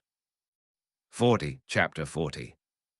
Nick wanted to pull his hair out in frustration when he saw the organization that the library had, which is to say basically none. There was once a semblance of order to the library, but clearly the past generations of librarians gave up on it, as Nick found fifth-year books in the second-year area and even a book on potions in the charms section. This didn't even begin to go into the books he found in the deeper parts of the library that had looked like they had seen the light of day within centuries, which may even be true. Books on rituals, sacrifices, magical crest, veritology, wand-making, and more hyper-advanced or dangerous subjects sat in plain view, making Nick think that the restricted section was a distraction. On the plus side, I will likely be way more knowledgeable than the past few generations of wizards. Nick thought as he grabbed a book called A Beginner's Guide to Rituals by R.S. Black. Rituals can roughly be categorized into 4 categories: sacrificial, obligatory, finite, and fusion. Before I delve into these types of ritual in depth, I shall write a warning to whomever it may concern. Rituals are a precise art that broker no mistakes in their construction, for even a small deviation may have catastrophic consequences. You have been dully warned. Nick had a serious expression on his face as he read the entry excerpt for the book he had picked up, even though he had no clue what language it was in. Being able to read, write, and speak any language was already coming in handy for Nick, as a vast majority of books at Hogwarts were in dead or foreign languages. One of the books way back in this area had even been written in cuneiform, as far as Nick could tell. The warning in the book had made him both curious as well as cautious, since he had no clue what he was looking at magically speaking. He severely lacked a lot of information on the magical side of the world, and refused to delve into any extra topics until he fixed this problem. A good thing about this ancient section, as he decided to call it, was that he also found books on the basics of magic in these lost or foreign languages that he could use to expand his personal knowledge of both old and modern magical fundamentals. It was funny how hard a task becomes when the key information to it is locked behind a language barrier. Sure, if you have the talent and just enough information, you could slowly recreate what you need from scratch, but this was inefficient, and it showed. 1,000 years ago, magical people on the level of Dumbledore were everywhere. They slowly vanished, however, as the generations went on, and laziness and incompetence ran rampant until what was once common knowledge was considered obscure. Nick had a theory that the reason so many forbidden books were in the ancient section was because Dumbledore didn't actually know what they contained, and as a result had overlooked them. More for me, I guess. Nick thought with a grin as he went to the normal sections to try and find normal fundamental books. By the time dinner came around at 6, he had found literally 2 books that covered fundamental knowledge. This'll have to do for now, I guess, he thought, depressed as he checked the books out under Miss Pince's scowl. Dinner was the same as the night before, with the selection of food being noticeably English, with the exception of the tacos that had shown up on the table, confusing and delighting the majority of the students. When dinner was done, all the first years got their schedules for the entire year posted on the board in the common room, and it was as follows. Mondays, 7-8, 45 breakfast slash 910 potions slash 10, 15-11, 15 herbology slash 11, 15-12, 45 lunch slash 12 herbology slash 2, 15-6 free period slash 6-8 dinner Tuesdays, 7-8, 45 breakfast slash 910 history of magic slash 10, 15-11, 15 charms slash 11, 15-12, 45 lunch slash 12 charms slash 26 free period slash 6-8 dinner Wednesdays, 7-8, 45 breakfast slash 910 flying slash 10, 15-11, 15 astronomy slash 11, 15-12, 45 lunch 1-2 defense against the dark arts 2-6 free period 6-8 dinner. Thursdays, 7-8, 45 breakfast 9-10 dada slash 10, 15-11, 15 history of magic slash 11, 15-12, 45 lunch slash 1-2 transfiguration, -3, 15 transfiguration slash 3, 30-6 free period 6-8 dinner Fridays, 7-8, 45 breakfast 9-10 astronomy slash 10, 15-11, 15 charms slash 11, 15-12, 45 lunch 1-2 potions, -3, 30 potions slash 3, 30-6 free period slash 6-8 dinner Saturdays and Sundays, free time. 41, Chapter 41. Nick didn't mind the schedule as it was perfectly reasonable and even gave them plenty of free time. Most of the other first years in Gryffindor bellyached about having potions with Slytherin first thing on their first day. You know, if you just focus on your potions, you should be fine, right? Nick said loudly, so everyone could hear him. Everyone says Snape hates us Gryffindors, though. Seamus Finnegan said, upset. Maybe he does, but if we don't give him a reason, he can't exactly take off points, can he? Nick suggested, and everyone looked thoughtful for a moment before nodding in agreement. That said, you might want to look out, Harry. He's likely to pick on you a bit tomorrow unreasonably, because you are famous, Nick said warningly. Harry looked aggrieved at being singled out, but he nodded in understanding anyways. I wonder how pissed the big bad bat is going to be when Harry answers those questions of his. Nick thought with a snicker as he suggested a study group to prepare for tomorrow, and most of his housemates agreed. Nick, of course, made it fun since normal studying wouldn't work on Gryffindors, and played a game of 20 questions involving the potions book knowledge. A certain bushy-haired girl almost ruined the game, however, by trying to answer every question, until Nick put a stop to that by implementing a 3-question spacing rule. It didn't stop the girl from perfectly answering every 4th question after that, but at least everyone else got a chance. It also kept her from getting the others as resentful at her for being an insufferable know-it-all. Honestly speaking, she may have preferred Ravenclaw with how she thinks, Nick thought, while asking another tricky question involving aconite. Only Hermione seemed to realize that the only person who seemed to know all the answers to the questions was the person answering them, Nick. She found him unusual as unlike her. He seemed quite popular with their peers, even though he was clearly just as knowledgeable as her. She simply couldn't understand how, no matter how much she watched his interactions with others. If she actually asked Nick, however, he would laugh and tell her that people aren't logical creatures who only want facts, and that the moment she stops treating them like that, she'll be fine. The night ended without that conversation, of course, as Hermione was rather stubborn about learning by herself. Still, unlike in the story, the majority of first-year Gryffindor at least had a decent grasp on potions theory and ingredients now. Nick didn't doubt that Snape will likely look through their memories to figure out why and find Nick at the center of it. It's pointless if he does, though, since Sana makes gentle legilimency impossible, and unless he wants to get reported to the Ministry by a whole lot of witnesses, hard legilimency is also off the table. Nick thought smugly. Breakfast consisted of thick pancakes, sausage, and eggs with gravy for Nick to prepare him for the day while his classmates grew nervous of Snape's impending class. Nick made sure to arrive at the potions classroom before any of his Gryffindor housemates, because he didn't doubt that McGonagall might actually hold him to his words. Angering a witch who could turn you into a literal doormat just seemed like a bad idea to Nick after all. More and more people started to pour into the room and divide themselves based on house, which irritated Nick a bit, so he decided to spice things up a bit and sit next to Daphne Greengrass mischievously. Girl in question looked incredulous, while her best friend Tracy Davis merely raised an eyebrow at him with an intrigued expression. "Isn't this much more interesting?" Nick asked with a cheeky grin. "What about the others?" Tracy asked curiously. "Screw 'em. Only those I decide are important can suggest how I live my life," Nick said firmly.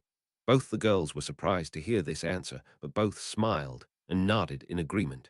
"Nicholas Iron and I look forward to working alongside you both," Nick said humbly. "Tracy Davis, likewise," Tracy said, and Daphne said quietly, "Daphne Greengrass, likewise." And so Nick had firmly made acquaintances with the pair of Slytherin girls.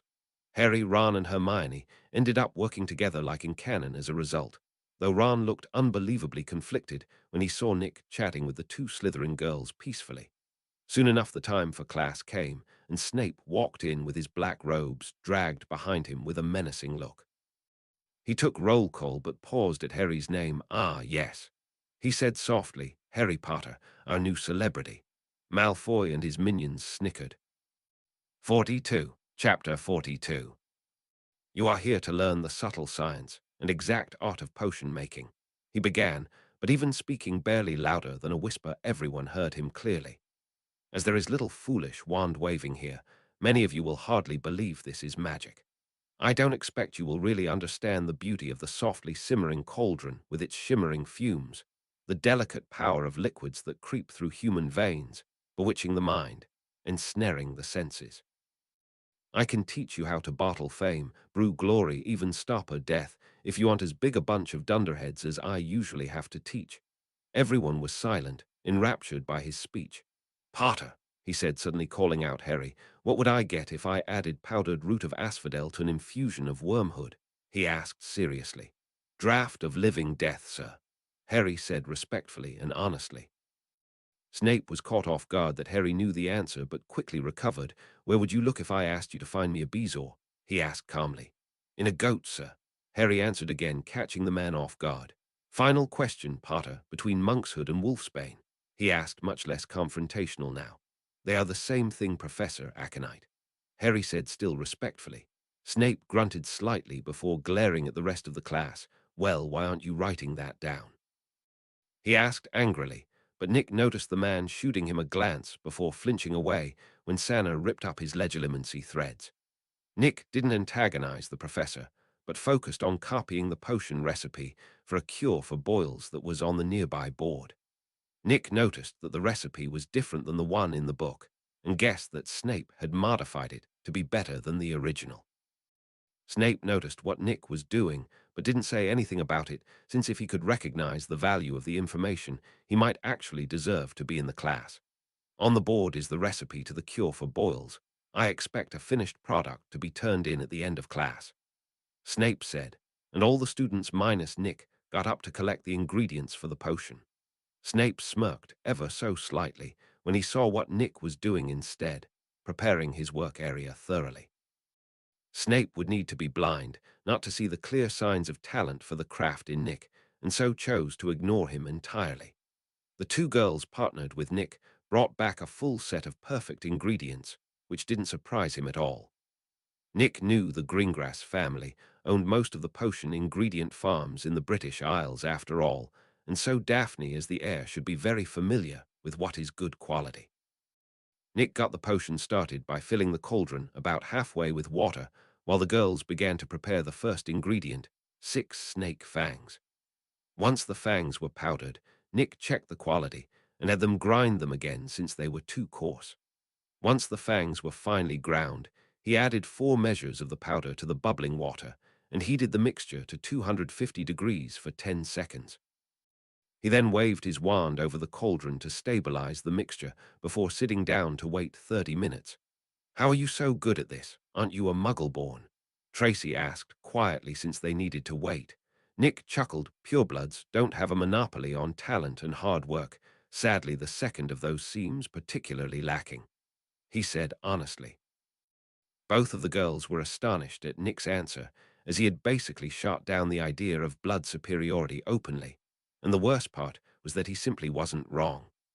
Both pureblood and muggle-born wizards were easily noticed to have equal amounts of talent. But unlike the muggle-borns who put in the work to catch up, the purebloods stagnated from laziness, thinking that the muggle-borns simply couldn't surpass them. Anyone with eyes could see this, and as a member of the grey faction of the Wisengamot, the Greengrass family knew this as well. "Stick with me, and I'll show you what happens when talent and hard work joining together in a muggle-born can do," Nick said confidently. The two girls couldn't help but being curious what Nick would accomplish in the future if he was as talented as he implied. Charisma is a funny thing that could draw others to someone or damn them to a hellish existence if one didn't have it. And oh, did Nick have it in spades.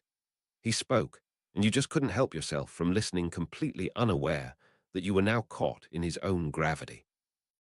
43. Chapter 43. The group chatted about themselves quietly as they waited for the first step of the potion to finish. Nick explained about his amnesia and how he didn't actually care if he actually was a muggle-born or not, which is why he had chosen not to take the Gringotts test. "You aren't even a little curious. For all you know, you could be the long-lost descendant of Merlin or something," Tracy said, not understanding his thinking. Nick shrugged. "It's simply no fun to just have everything given to you because of your bloodline. I'd rather earn it all with my own effort and become the next Merlin instead," he said proudly. "Oh, rather lofty goal you have there, don't you think?" Daphne asked, having become more comfortable around him. "Not at all. The way I see it, I have the rest of my life to reach that point, so I have plenty of time, assuming I don't get done it early, of course," Nick said with a confident smile.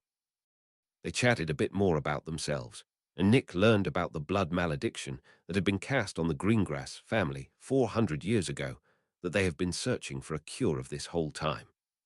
This reminded Nick of the ancient section of the library that may in fact contain books on that exact topic if he were to look hard enough. He very much doubted that a spell used 400 years ago wouldn't be found within the 1,000-year-old library. If anything, the spell might have been found in the library by the person who used it. If it comes down to it, I could just make her a ring that cleanses evil magic from the body. Hopefully, I'll be able to reach the skill needed to do so by Christmas," Nick thought while still holding the conversation. Tracy turned out to be in the pitiful position of her family being sworn to serve Daphne's, and as a result, they had grown up together and were best friends. She wasn't angry at this situation, since it honestly made little difference to her, since she was friends with Daphne. The conversation needed to be cut short, however, when Nick noticed a subtle change in the coloration of the potion and moved on to the next step of brewing it, adding 4 horned slugs. He stirred the potion once hard to get the mixture nice, and even before removing the cauldron from the fire and adding the porcupine quills to the cauldron with a gap of 2 seconds between each. He then stirred the now dark blue mixture counterclockwise 5 times, with each lightening the color slightly, until the final potion was plain blue. He waved his wand over the potion to seal in the remnant magic, causing pink smoke to rise from the cauldron, signifying a successfully brewed potion. Snape also noticed this, since he had been keeping an eye on Nick after he showed promise. The two Slytherin girls were nervous seeing Snape walk over to their table, but were left with gaping mouths when he smelled the smoke, and a ghost of a smile appeared on his face. An acceptable potion, 5 points to Gryffindor and Slytherin each. The man said before leaving their table, while every other student gaped at their table. Not only had they completed the potion first, but even Snape was impressed enough to give Gryffindor points. Hermione was practically steaming mad that she had been outdone and urged Harry and Ron to hurry up. Unlike in the book, Neville didn't make the mistake of leaving the potion on the fire before adding the porcupine quills, so he managed to create a barely passing potion. Soon enough, the class came to an end with those who failed to brew a passing potion needing to write an essay on the potion as homework. Those who did create passing potions were allowed to take a bottle of their own brewed potion with them. The rest was all mixed together by Snape and then donated to the hospital wing as reserves. This was actually pretty smart on the school's part, as it taught the students and prepared it to treat the pimple hexes that always showed up. The entire class had Herbology next till 11, which was lunch time, and then they had to come back to Herbology till 2. After that, it was a free period until dinner, which was like all meals, optional at Hogwarts. Nick no sooner left the potions classroom with Daphne and Tracy than Ron showed up with Harry and, weirdly enough, Hermione, who definitely didn't belong in the group yet. "How can you sit with these bloody snakes?" Ron asked angrily. 44. Chapter 44. Now that's quite the rude thing to say, Ron. There's nothing slimy about these two girls. Nick said calmly, which tipped Harry off that something was wrong. Nick was a joking and grinning individual most of the time, and he only spoke calmly when he was angered. It was terrifying to Harry, as he understood getting loud and unreasonable when angry, but going calm instead sent chills down his spine. "You know what I mean.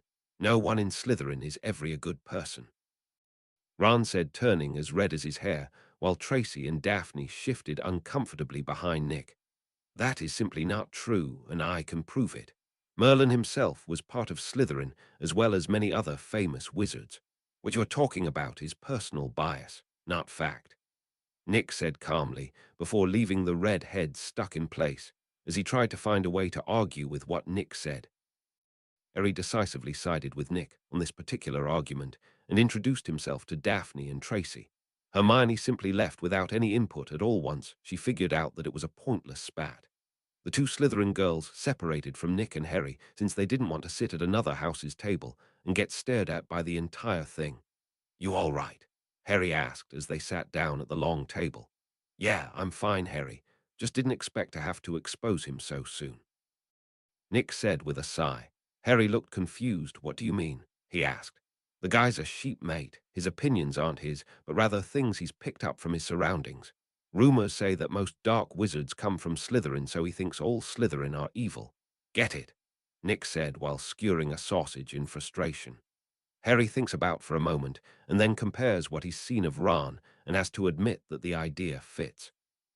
Ron is never the one who starts anything on his own, but rather seems to be following everyone else's lead. "Does that mean he only hangs out with me because I'm famous?"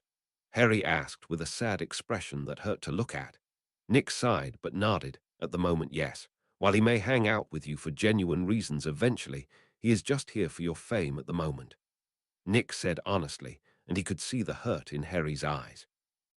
"Cheer up, mate. I was here before all this fame nonsense, and I'm not going anywhere," Nick said, and Harry did brighten up a bit hearing this.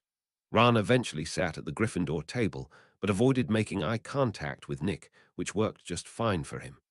Nick made sure that Harry wasn't late to the second portion of Herbology by leaving at about 12:30, since they ate plenty fast to fill up before leaving. They arrived at the greenhouses that the class was set to begin at, and Nick shared some of the secrets he had found when he went exploring the castle yesterday. Tracy and Daphne joined them 5 minutes later and were surprised at the topic of conversation. "So you found the kitchens?" Tracy asked eagerly. "She likes to get late-night snacks and has been complaining about it since we got here." Daphne explained with a sigh. Hey, don't act like you don't share them with me. Tracy said defensively, and Nick and Harry both laughed at them. Yeah, the kitchens are pretty close to the dungeons, actually, so you'd have a good chance of raiding them without getting in trouble, not like the house elves will mind. Nick said with a chuckle. Really? Where are they? We looked all over yesterday and didn't find it. Tracy said honestly. Okay, so do you know the large painting that looks like a fruit bowl near the wine cellar? Nick asked with a grin. You're kidding, right? Daphne asked in disbelief. Nope, if you tickle the pear it turns into a handle that can be pulled to let you in the kitchens. It's a bit creepy, to be honest. Nick said with a slight shiver. We passed right by that painting like 4 times yesterday, Tracy complained. Not hard to understand why. I had to ask one of the other paintings to figure it out myself. Nick said with a shrug. Wait, you can do that? Daphne asked in surprise. Nick laughed. Of course you can. Hell, most of the time the paintings are just happy for the conversation, since it can be kinda boring just sitting on the wall all day. He said honestly. We will definitely check that out later. Tracy said happily. Professor Sprout showed up right after she said that and greeted the group with a smile and a cheery disposition. 45. Chapter 45. Class started right at 1, and no one was late surprisingly enough, though Neville did cut it close. Welcome back to Herbology, children, where I will show you the wondrous world of plants. Be warned, though, that magical plants are far different than those mundane ones and will punish you if you aren't careful. Professor Sprout said without losing her smile at all. Today we will start you out nice and easy with some simple plants like Devil's Snare, she said, pointing her wand towards a vine-like plant in a pot covered by shadows. Lumos, she said, and a bright light came from her wand's tip and illuminated the shadowy plant that visibly and quickly recoiled away from it. You see, Devil's Snare is a simple plant that hates light or fire and is well known to strangle anything it catches to death, she said before dispelling the spell and letting the plant relax. The rest of the class was spent after that learning all about various plants like the Devil's Snare, and Nick and Harry were understandably in need of taking notes. Daphne and Tracy were right at home in the greenhouse, though, which made sense. The events of lunch happened after that, and Harry was no longer in a great state of mind, which the two girls left alone. The second portion of Herbology was just as info-cramming as the first part, and thus didn't need much explanation. Harry and Nick said goodbye to the girls before Harry left for the common room, and Nick headed for the library. Let's see what I can find out in these books, he thought as he took the 2 fundamental magic books out of greed. The books were fairly dry content-wise, as they basically just explained things much like a textbook. Nick had expected this, however, and kept reading anyways since he needed as much knowledge as he could get. Nick had chosen the library to read these books due to the fact that very few of his housemates from the same year would be there. A certain bushy-haired girl was roaming the aisles in search of knowledge, but Nick ignored her since she was an exception. Nick finished one book 3 hours later and rubbed his forehead while stretching. I would really prefer to be forging right now, but I seriously need this information, Nick thought with a headache from all the theories and laws now floating in his head. Magic was stupidly complex despite what many would assume, and required an in-depth knowledge of a lot of things that don't seem important at first. An example of this was the law of depletion that stated that when a spell was cast, the energy wasn't lost, but merely dispersed into the atmosphere. In most cases, this information served no purpose, but in the tiny chance that something required a space with no foreign magic, it meant that all spell casting was forbidden. As it just so happened, a few potions required precisely such a circumstance, and as a result were considered very difficult to brew.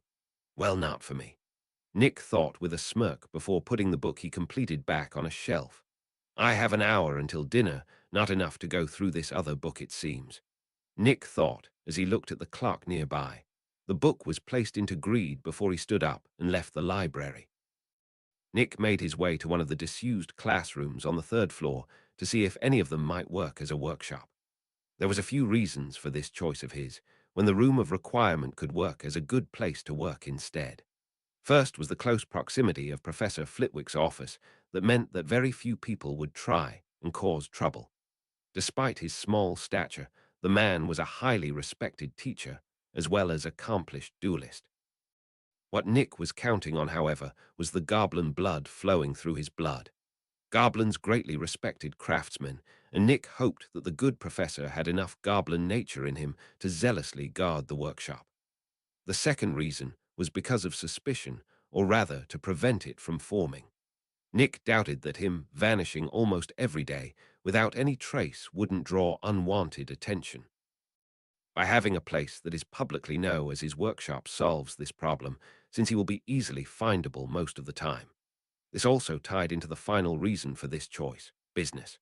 Nick was planning to set up shop in the room for anyone to come and order an enchanted ring from him. The reason he needed to do this was that he would need the publicity as a well-known enchanter to pass off his agelessness, as a property of one of his rings, much like Flammel passed his off to the stone. 46. Chapter 46. Nick got lucky and found a medium-sized classroom 2 doors away from the Charms classroom that was filled with unused desks. Nick checked the room thoroughly to make sure there weren't any nasty hidden things in it before nodding contentedly. He pointed his wand at the desk nearest him and spoke, "Wingardium Leviosa." And the desk rose up, at which point he pointed the wand at one desk after another, causing them all to float. Nick felt his magic reserves quickly emptying, and he waved his wand, send the desks floating towards the far wall where they were stacked neatly. A splendid use of the levitation charm. A higher pitch voice than normal said appreciatively from behind Nick, making him flinch and turn around quickly. There, at about 2 feet tall, was the very professor he chose this classroom for. It's very rare to see a first-year perform multiple levitations at the same time, much more so when I haven't even taught the charm yet, Flitwick said with a happy smile. I actually learned all the spells in the book over the summer, Nick admitted awkwardly. Not to worry, my boy, I did the same thing when I was your age, the small man said honestly. I hope you'll forgive me for asking, but why were you rearranging this room to begin with? Flitwick asked curiously. I was planning to request this room to set up a workshop next week after getting comfortable with my class's workload, Nick said honestly. Oh, a workshop, you say? What sort of workshop? Flitwick asked, intrigued. Nick removed greed and handed it to the professor. I'm a ringsmith, and I wanted to set up a workshop here at Hogwarts for my free time and maybe earn a bit of coin as well, Nick said with a grin. Flitwick rolled greed around on his palm, carefully observing it as it shifted constantly and unpredictably. What a fascinating piece of work. Yours, I take it from your words, the small man asked, handing the ring back to Nick, who nodded. I took inspiration from Gringotts when crafting it, Nick said honestly. Flitwick nodded, a pretty good way to dissuade people from trying to steal from you if a bit cruel, he said sternly. Nick raised his hands in surrender, purely defensive on this piece, I promise. He said honestly. Very well, but how did you learn to enchant items? I don't recognize the method used here, the professor asked curiously. Nick scratched the back of his head awkwardly. It's my own personal method. It's one of the reasons the forging is so rough, Nick answered honestly. This surprised Flitwick, who looked at Nick carefully for any signs of deception, but could only sigh when he found none. If it's no bother, I'd like to sit in on one of your crafting sessions to see what makes it so different from what I am familiar with, the professor said seriously. You would need to swear an oath or sign a contract not to share what you learn, but otherwise I don't mind much, Nick said after some thought. Flitwick was surprised to hear this, but quickly agreed, since it was a pretty common practice meant to protect secrets from slipping out. In fact, most enchanters do something similar with their own apprentices that only allow them to share their knowledge with their own apprentices. This lets the art get passed on without getting passed out to the public. Nick definitely didn't want the Celebrimber style reaching the public, since horrible things could be created with it in, say, Voldemort's hands. The charms professor was surprisingly knowledgeable about metalwork and even made suggestions on good alloys for carrying magic. Goblin silver and orichalcum, for example, made an alloy that was good for incredibly corrosive magics, or things so powerful they would fall apart if placed on regular metals. Nick asked the small man if he would help him keep the noise from the work isolated by enchanting the door, to which he agreed. Nick got a few looks from all of the houses when he walked into the great hall for dinner, alongside the professor in deep conversation about the best way to mix metals. It was probably hard for anyone not dedicated to a craft to understand where such passion came from, but the other professors minus Quailmort got it. Dumbledore caught bits of the conversation and could only give a wry smile, as he knew more about the reason the conversation was likely happening than the rest. He had personally confirmed that Nick did indeed know his craft, and knowing Flitwick had been engaged in conversation on it for quite a while. Needless to say, Nick left quite the first impression on the first day of classes. 47. Chapter 47. Flitwick reluctantly cut the conversation short when Nick reached Harry on the Gryffindor long table. The boy who lived had saved him a spot, and so the small professor could only promise to continue this conversation at a different time before joining the other teachers at their table with a wide smile. It would seem you have discovered the boy's knowledge of ring-making Filius, Dumbledore said meaningfully. Oh yes, he is positively bursting with potential with how knowledgeable he seems in the arts.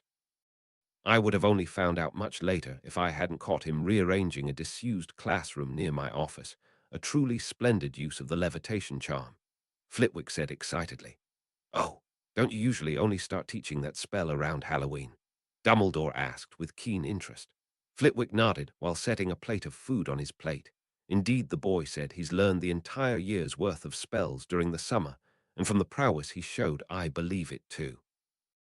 Flitwick said before biting into a sausage. It would seem the boy is full of surprises. Snape said calmly. What makes you say so, Severus? Dumbledore asked curiously.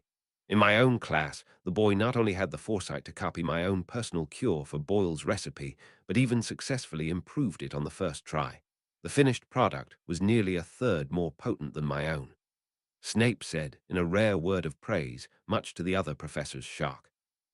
And what of your class, Pomona? You had the boy the longest so far. Dumbledore asked, very much interested in the information. Well, he doesn't seem to have much affinity for plants, if today's performance was any indication. Boy looked lost for most of my class. The plump woman said disappointed. No need to be down. Very few wizards have talents in all subjects, but we will need to keep a close eye on the boy to make sure he doesn't get led astray from his own talent like some of our school's past students. Dumbledore said darkly at the end of his statement, and the other teachers minus Quailmort nodded in agreement. Nick, meanwhile, was getting bombarded with questions by his housemates about what he was talking to Flitwick about. We were just talking about different types of metal and their potential in enchanting. Chill out. Nick said to get them to stop. Harry, Ron, and the twins understood why that made sense, but no one else did, so Dean Thomas fixed that. Why in Merlin's saggy robes would you be talking about that? He asked, confused, and almost everyone else nodded in agreement. I'm a ringmaker who works to shape and enchant metal while he's a master of charm, enchanting, and he's half goblin, enough said. Nick said while showing off greed once again. He could show off Sana instead, but greed is simply far more eye-catching to look at. Before anyone asks, I don't do work for free. If you want a ring, you'll need to pay just like everyone else. Ask the twins, they can tell you. Nick said, causing most of them to deflate in disappointment, especially the girls. Fred and George laughed at the looks everyone had and shared their own experience making a deal with Nick and how they were having trouble fulfilling their side of it still. Apparently they had sent at least a dozen letters out trying to figure out where to get the furnace and hadn't heard back from any one of them yet. It doesn't really matter much anyways, since I won't be doing any work till next week at the least, when I apply for an empty classroom for myself. Nick added, making the rest of the people who were still hopeful finally give up on trying to get some bling from Nick for now. Dinner was quiet after that, as everyone mostly focused on eating. Most of the house went to bed after dinner, with a few exceptions who decided otherwise. Nick was not amongst those, as he wanted to be well rested for each of his classes tomorrow, since they had charms and history of magic. Ron avoided both Nick and Harry, even when they went to bed, which didn't bother either of them. The next morning, Nick woke up at dawn to do some light reading into the Fundamentals of Magic book. This book explained why all spells seem to be in Latin or another language that isn't commonly spoken. As it turned out, any language could work for spells, however, if you used the language you spoke most often as a base for a spell. Your wand might spew spells even when you don't want it to eventually. 48. Chapter 48. The book did mention, however, that some languages simply made spell work easier or more powerful, such as Latin being rather on point for spell making, leaving it as the current best option. Well, outside Elvish, it seems, but I'll keep that to myself for now.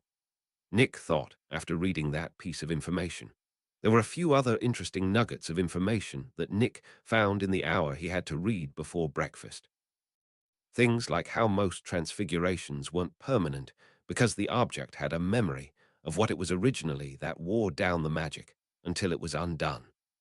Permanent transfiguration only happened when the memory of the object was rewritten into its new shape, basically erasing what it was originally. This level of transfiguration had only been seen in the case of the sorcerer's stone that could truly turn anything into something else like stone to gold. However, so it was debated whether it could even count as transfiguration magic. Nick had an odd expression when he read this, since he was wondering how on earth the Golden Trio was unable to find information on Nicola's Flamel for so long when the man's work was mentioned in even a book on the fundamentals of magic. I suppose if you were looking for his name alone in order to figure out what was in the third-floor corridor, you may have some issues. Nick thought, remembering that in a weird way the alchemist's name was almost never actually mentioned in books, merely his work instead. Harry got up at about 7 alongside Hermione and many other students for breakfast. "How long have you been up?" Hermione asked competitively. "Don't try it. You'll just end up depressed," Nick said without looking away from his book. "What is that supposed to mean?" the girl asked angrily. Nick sighed and put a slip of paper to mark his place in the book before closing it. "Don't try and compare yourself to me. Don't try and match my pace, my habits. I am not you and you are not me. Trying to act otherwise will only leave you depressed and wondering why you aren't enough. It isn't worth it," he said sincerely while looking her in the eyes. He knew how competitive Hermione was from the books, but he also knew that he had both drive and talent far exceeding her own. She simply wouldn't be able to catch up with him. The girl was taken back by this and didn't seem to know what to say because she was smart enough to realize that Nick had seen through her intentions immediately. "You should learn to be more humble," she said, not content to just leave without coming out on top of the conversation. Nick merely smiled sadly. "Time will prove my words correct, you'll see," he said before leaving the girl in the common room as he walked to the Great Hall. Perhaps it wasn't the greatest way to start the day, but the girl had brought it on herself. Nick didn't doubt she would try and copy his sleeping schedule once she figured out when he woke up normally. But that would only be the start of her problems, as even if she copied his every action, his own talent made the tasks easier for him than her. The only way she could catch up to him would be if he purposefully stagnated somehow, which he refused to do. Breakfast was a simply bowl of oats and bananas with a glass of orange juice on the side. The first class of the day was History of Magic, and Nick hated it with a passion. Professor Binns was a ghost, and that was literally the only thing interesting about the entire class. The ghost spoke like one would expect a textbook to sound if it could speak, and as a result was horribly hard to listen to seriously. Nick wondered if the class was purposefully set early in the morning just so students didn't fall asleep. Even worse, in Nick's opinion, was that the students didn't actually learn anything important, merely some useless information on the Goblin Wars that happened almost half a millennia ago. If the books are anything to go by, this doesn't get any better over the years either. Nick thought dreadfully as the ghost droned on and on about some first Major Grimclaw who captured a castle, and that was the only significant thing the goblin ever did. Nick gave up on this class mentally and decided that he would just focus his mind on other more fruitful things instead of wasting his time, since the teacher didn't even question the students. Nick doubted that the ghost would even notice if he studied other things during the class instead. 49. Chapter 49. Finally, the History of Magic class ended, and every student in the class, including Hermione, was reinvigorated as they moved on to the first part of the charms lesson for the day. Harry and Nick met up with Tracy and Daphne on the way to the class, since they had Muggle studies instead of History of Magic in their first period. "The kitchen was right where you said it was," Tracy said in excitement when she got close enough. Nick acted like he was offended. "You didn't believe me." I am deeply hurt," he said dramatically, causing the two girls and Harry to laugh. All jokes aside, want a cookie? Nick asked with a grin as 3 chocolate chip cookies appeared in his hand from greed.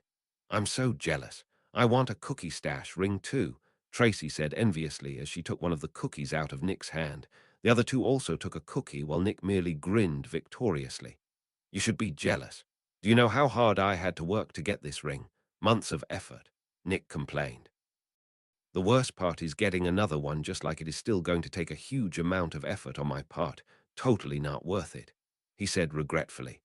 You know, if you were pure-blooded, you could just get rich with a single test at Gringotts and get a bunch of rings just like that, just saying. Daphne said without looking at him.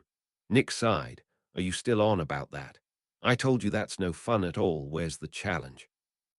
All it would accomplish is making Malfoy and the rest of those idiotic bigots look good. Totally not worth it, he said honestly. You know, you just insulted like 70% of the wizarding world, right? Tracy asked with a chuckle. If they want to try and cause me problems, they can learn that I ain't no pushover, dig, Nick said while imitating a 70s gangster accent. Harry laughed at the accent, and the girls giggled, not to mention my good pal Harry Hirrell chew off their ears if they come at me. Nick threw his arm around Harry's shoulder with a wide grin.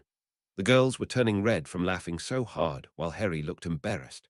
They reached the Charms classroom soon after that, and Flitwick merely smiled when he saw the group from 2 different houses getting along.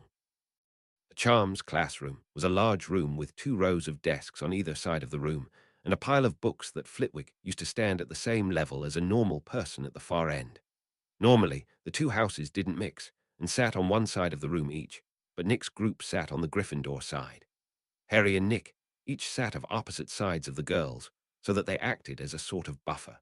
They got quite a few mean looks from both of the houses, but Nick was more than willing to ignore them. Once the class was situated, Flitwick spoke up. Welcome to Charms class, where you'll learn jinxes, hexes, and everything in between. Today, for example, we shall start out very simple with the light casting spell. Mr. Iron, would you mind giving a demonstration? He asked while giving Nick a grin. Do you want the basic version or my own twist on the spell? Nick asked, not bothered at all. Why not both? I am quite curious what you'll show us, Flitwick said with a look of interest. Nick left his desk and stood in the center of the room and flicked his wand, Lumos, and a bright white light appeared on the tip of his wand. That was the normal version, he said casually before pointing his wand up and rotating it clockwise. Lumos Milliject. From his wand, 1,000 small bright lights shot into the air and hovered overhead like a fake set of stars. Everyone, including Flitwick, gasped in awe at the beautiful scene shown. Nick pointed his wand downwards and spun it counter-clockwise, Noxenium, and the lights started to fade one by one like dying stars in a hauntingly beautiful display. I call that the Starlight Dirge combo, Nick said with a smile. The final song of the stars, a fitting name indeed. 10 points to Gryffindor for the magnificent use of the Lumos charm, Flitwick said happily. As Mr. Iron has demonstrated, even the most simple spell can produce extraordinary results. You may all begin practicing the Lumos spell as described in your books, and remember that wand movement is important. He finished speaking and hopped off the stack of books to approach Nick, who was still in the center of the room. 50, Chapter 50. Flitwick waved his wand once he got near Nick, causing a silencing charm around them to isolate their conversation. This wasn't strictly necessary, but hearing the word Lumos over and over while you were talking is plain distracting. Your choice of wording for the spell was rather on the nose, no. I am not complaining since the results spoke for themselves, but it does stoke my curiosity, Flitwick said with a smile. Nick grinned. I have figured out that the intent behind a spell is just as important as its wording. I wanted to recreate the stars, so I held that image in my head and found the best words for what I wanted the spell to do. So the English translation for the spell was literally throw 1,000 lights, whereas the change to the counterspell Nox literally changed it to fading night, creating the spectacle you saw before. I am curious if any of my classmates might try and copy my spell to impress the opposite gender, Nick said with a laugh. Flitwick also chuckled. I am sure it will certainly happen eventually. You are, however, correct about the intent behind magic being important, though you are underestimating how important," he said helpfully. Nick was surprised by this and fell deep into thought, since if a charm master like Flitwick said so, it should be true. "Now then, if it's not too much trouble, could I ask you to help your fellow students with the spell for an extra 10 points? Flitwick asked with a smile. Nick shrugged. "It's not a problem for me. The members of Slytherin House may feel a bit slighted to be taught by a muggle-born. It shouldn't be too much of an issue, though," Nick said with a casual grin. Flitwick sighed and shook his head in disappointment. "You are referring to that blood purity nonsense. Honestly, it is a mindset proven wrong over and over, yet these people still foolishly cling to it. Rather infuriating," the small man said, upset. "That is the definition of insanity, after all, doing the same thing over and over, expecting a different result," Nick said with a shrug. "Quite. Well, best get to it. Most of these students won't teach themselves after all," Flitwick said, instantly back to his normal jovial self as he dispelled the isolation spell wordlessly. Nick didn't immediately move after the professor started walking back to his stack of books in order to properly overlook the class. He saw that most of the class wasn't having trouble getting their wands to light up so much as the spell was dim or unstable. There were a few, such as Ron and Neville, who kept making mistakes with the wand movement. Seamus Finnegan, however, was a nuisance in that rather than light he had somehow ended, but setting a sheet of paper on fire. "Let's start with him," Nick decided before he walked towards the boy in question. "Hey mate, can I ask you to try one more time so I can see if I can help you out a bit?" Nick asked with a friendly smile. Seamus nodded and attempted the spell a second time, getting similar results as the first. "Your wand movement is wrong here, watch," Nick said and showed Seamus the correct wand movement, but slowed down. The boy paid close attention, and when Nick was done showing it for the third time, he was asked to try it. This time no flame was produced, but the light that showed up was flickering and unstable. "Lumos." Nick cast the spell in front of Seamus. "Look at this spell closely. Memorize its appearance and the shadows it cast, and once you have it firmly in your head, try again," Nick suggested, and the boy, as well as a few others struggling, did as he suggested. Flitwick was grinning so wide one would have thought his face would split when he saw the progress his students made under Nick's instructions. Many who were struggling in the class were following his directions and showing immediate results. Flitwick even noticed that some of the members of Slytherin were paying attention to Nick's words and actions. Natural leader, Albus is right to be cautious of him. If he wanted to, he could easily become the next Dark Lord, on par with Grindelwald even in terms of charisma, the teacher thought seriously. "He seems like a good lad, though, so I have faith he won't end up like those two," he thought calmly.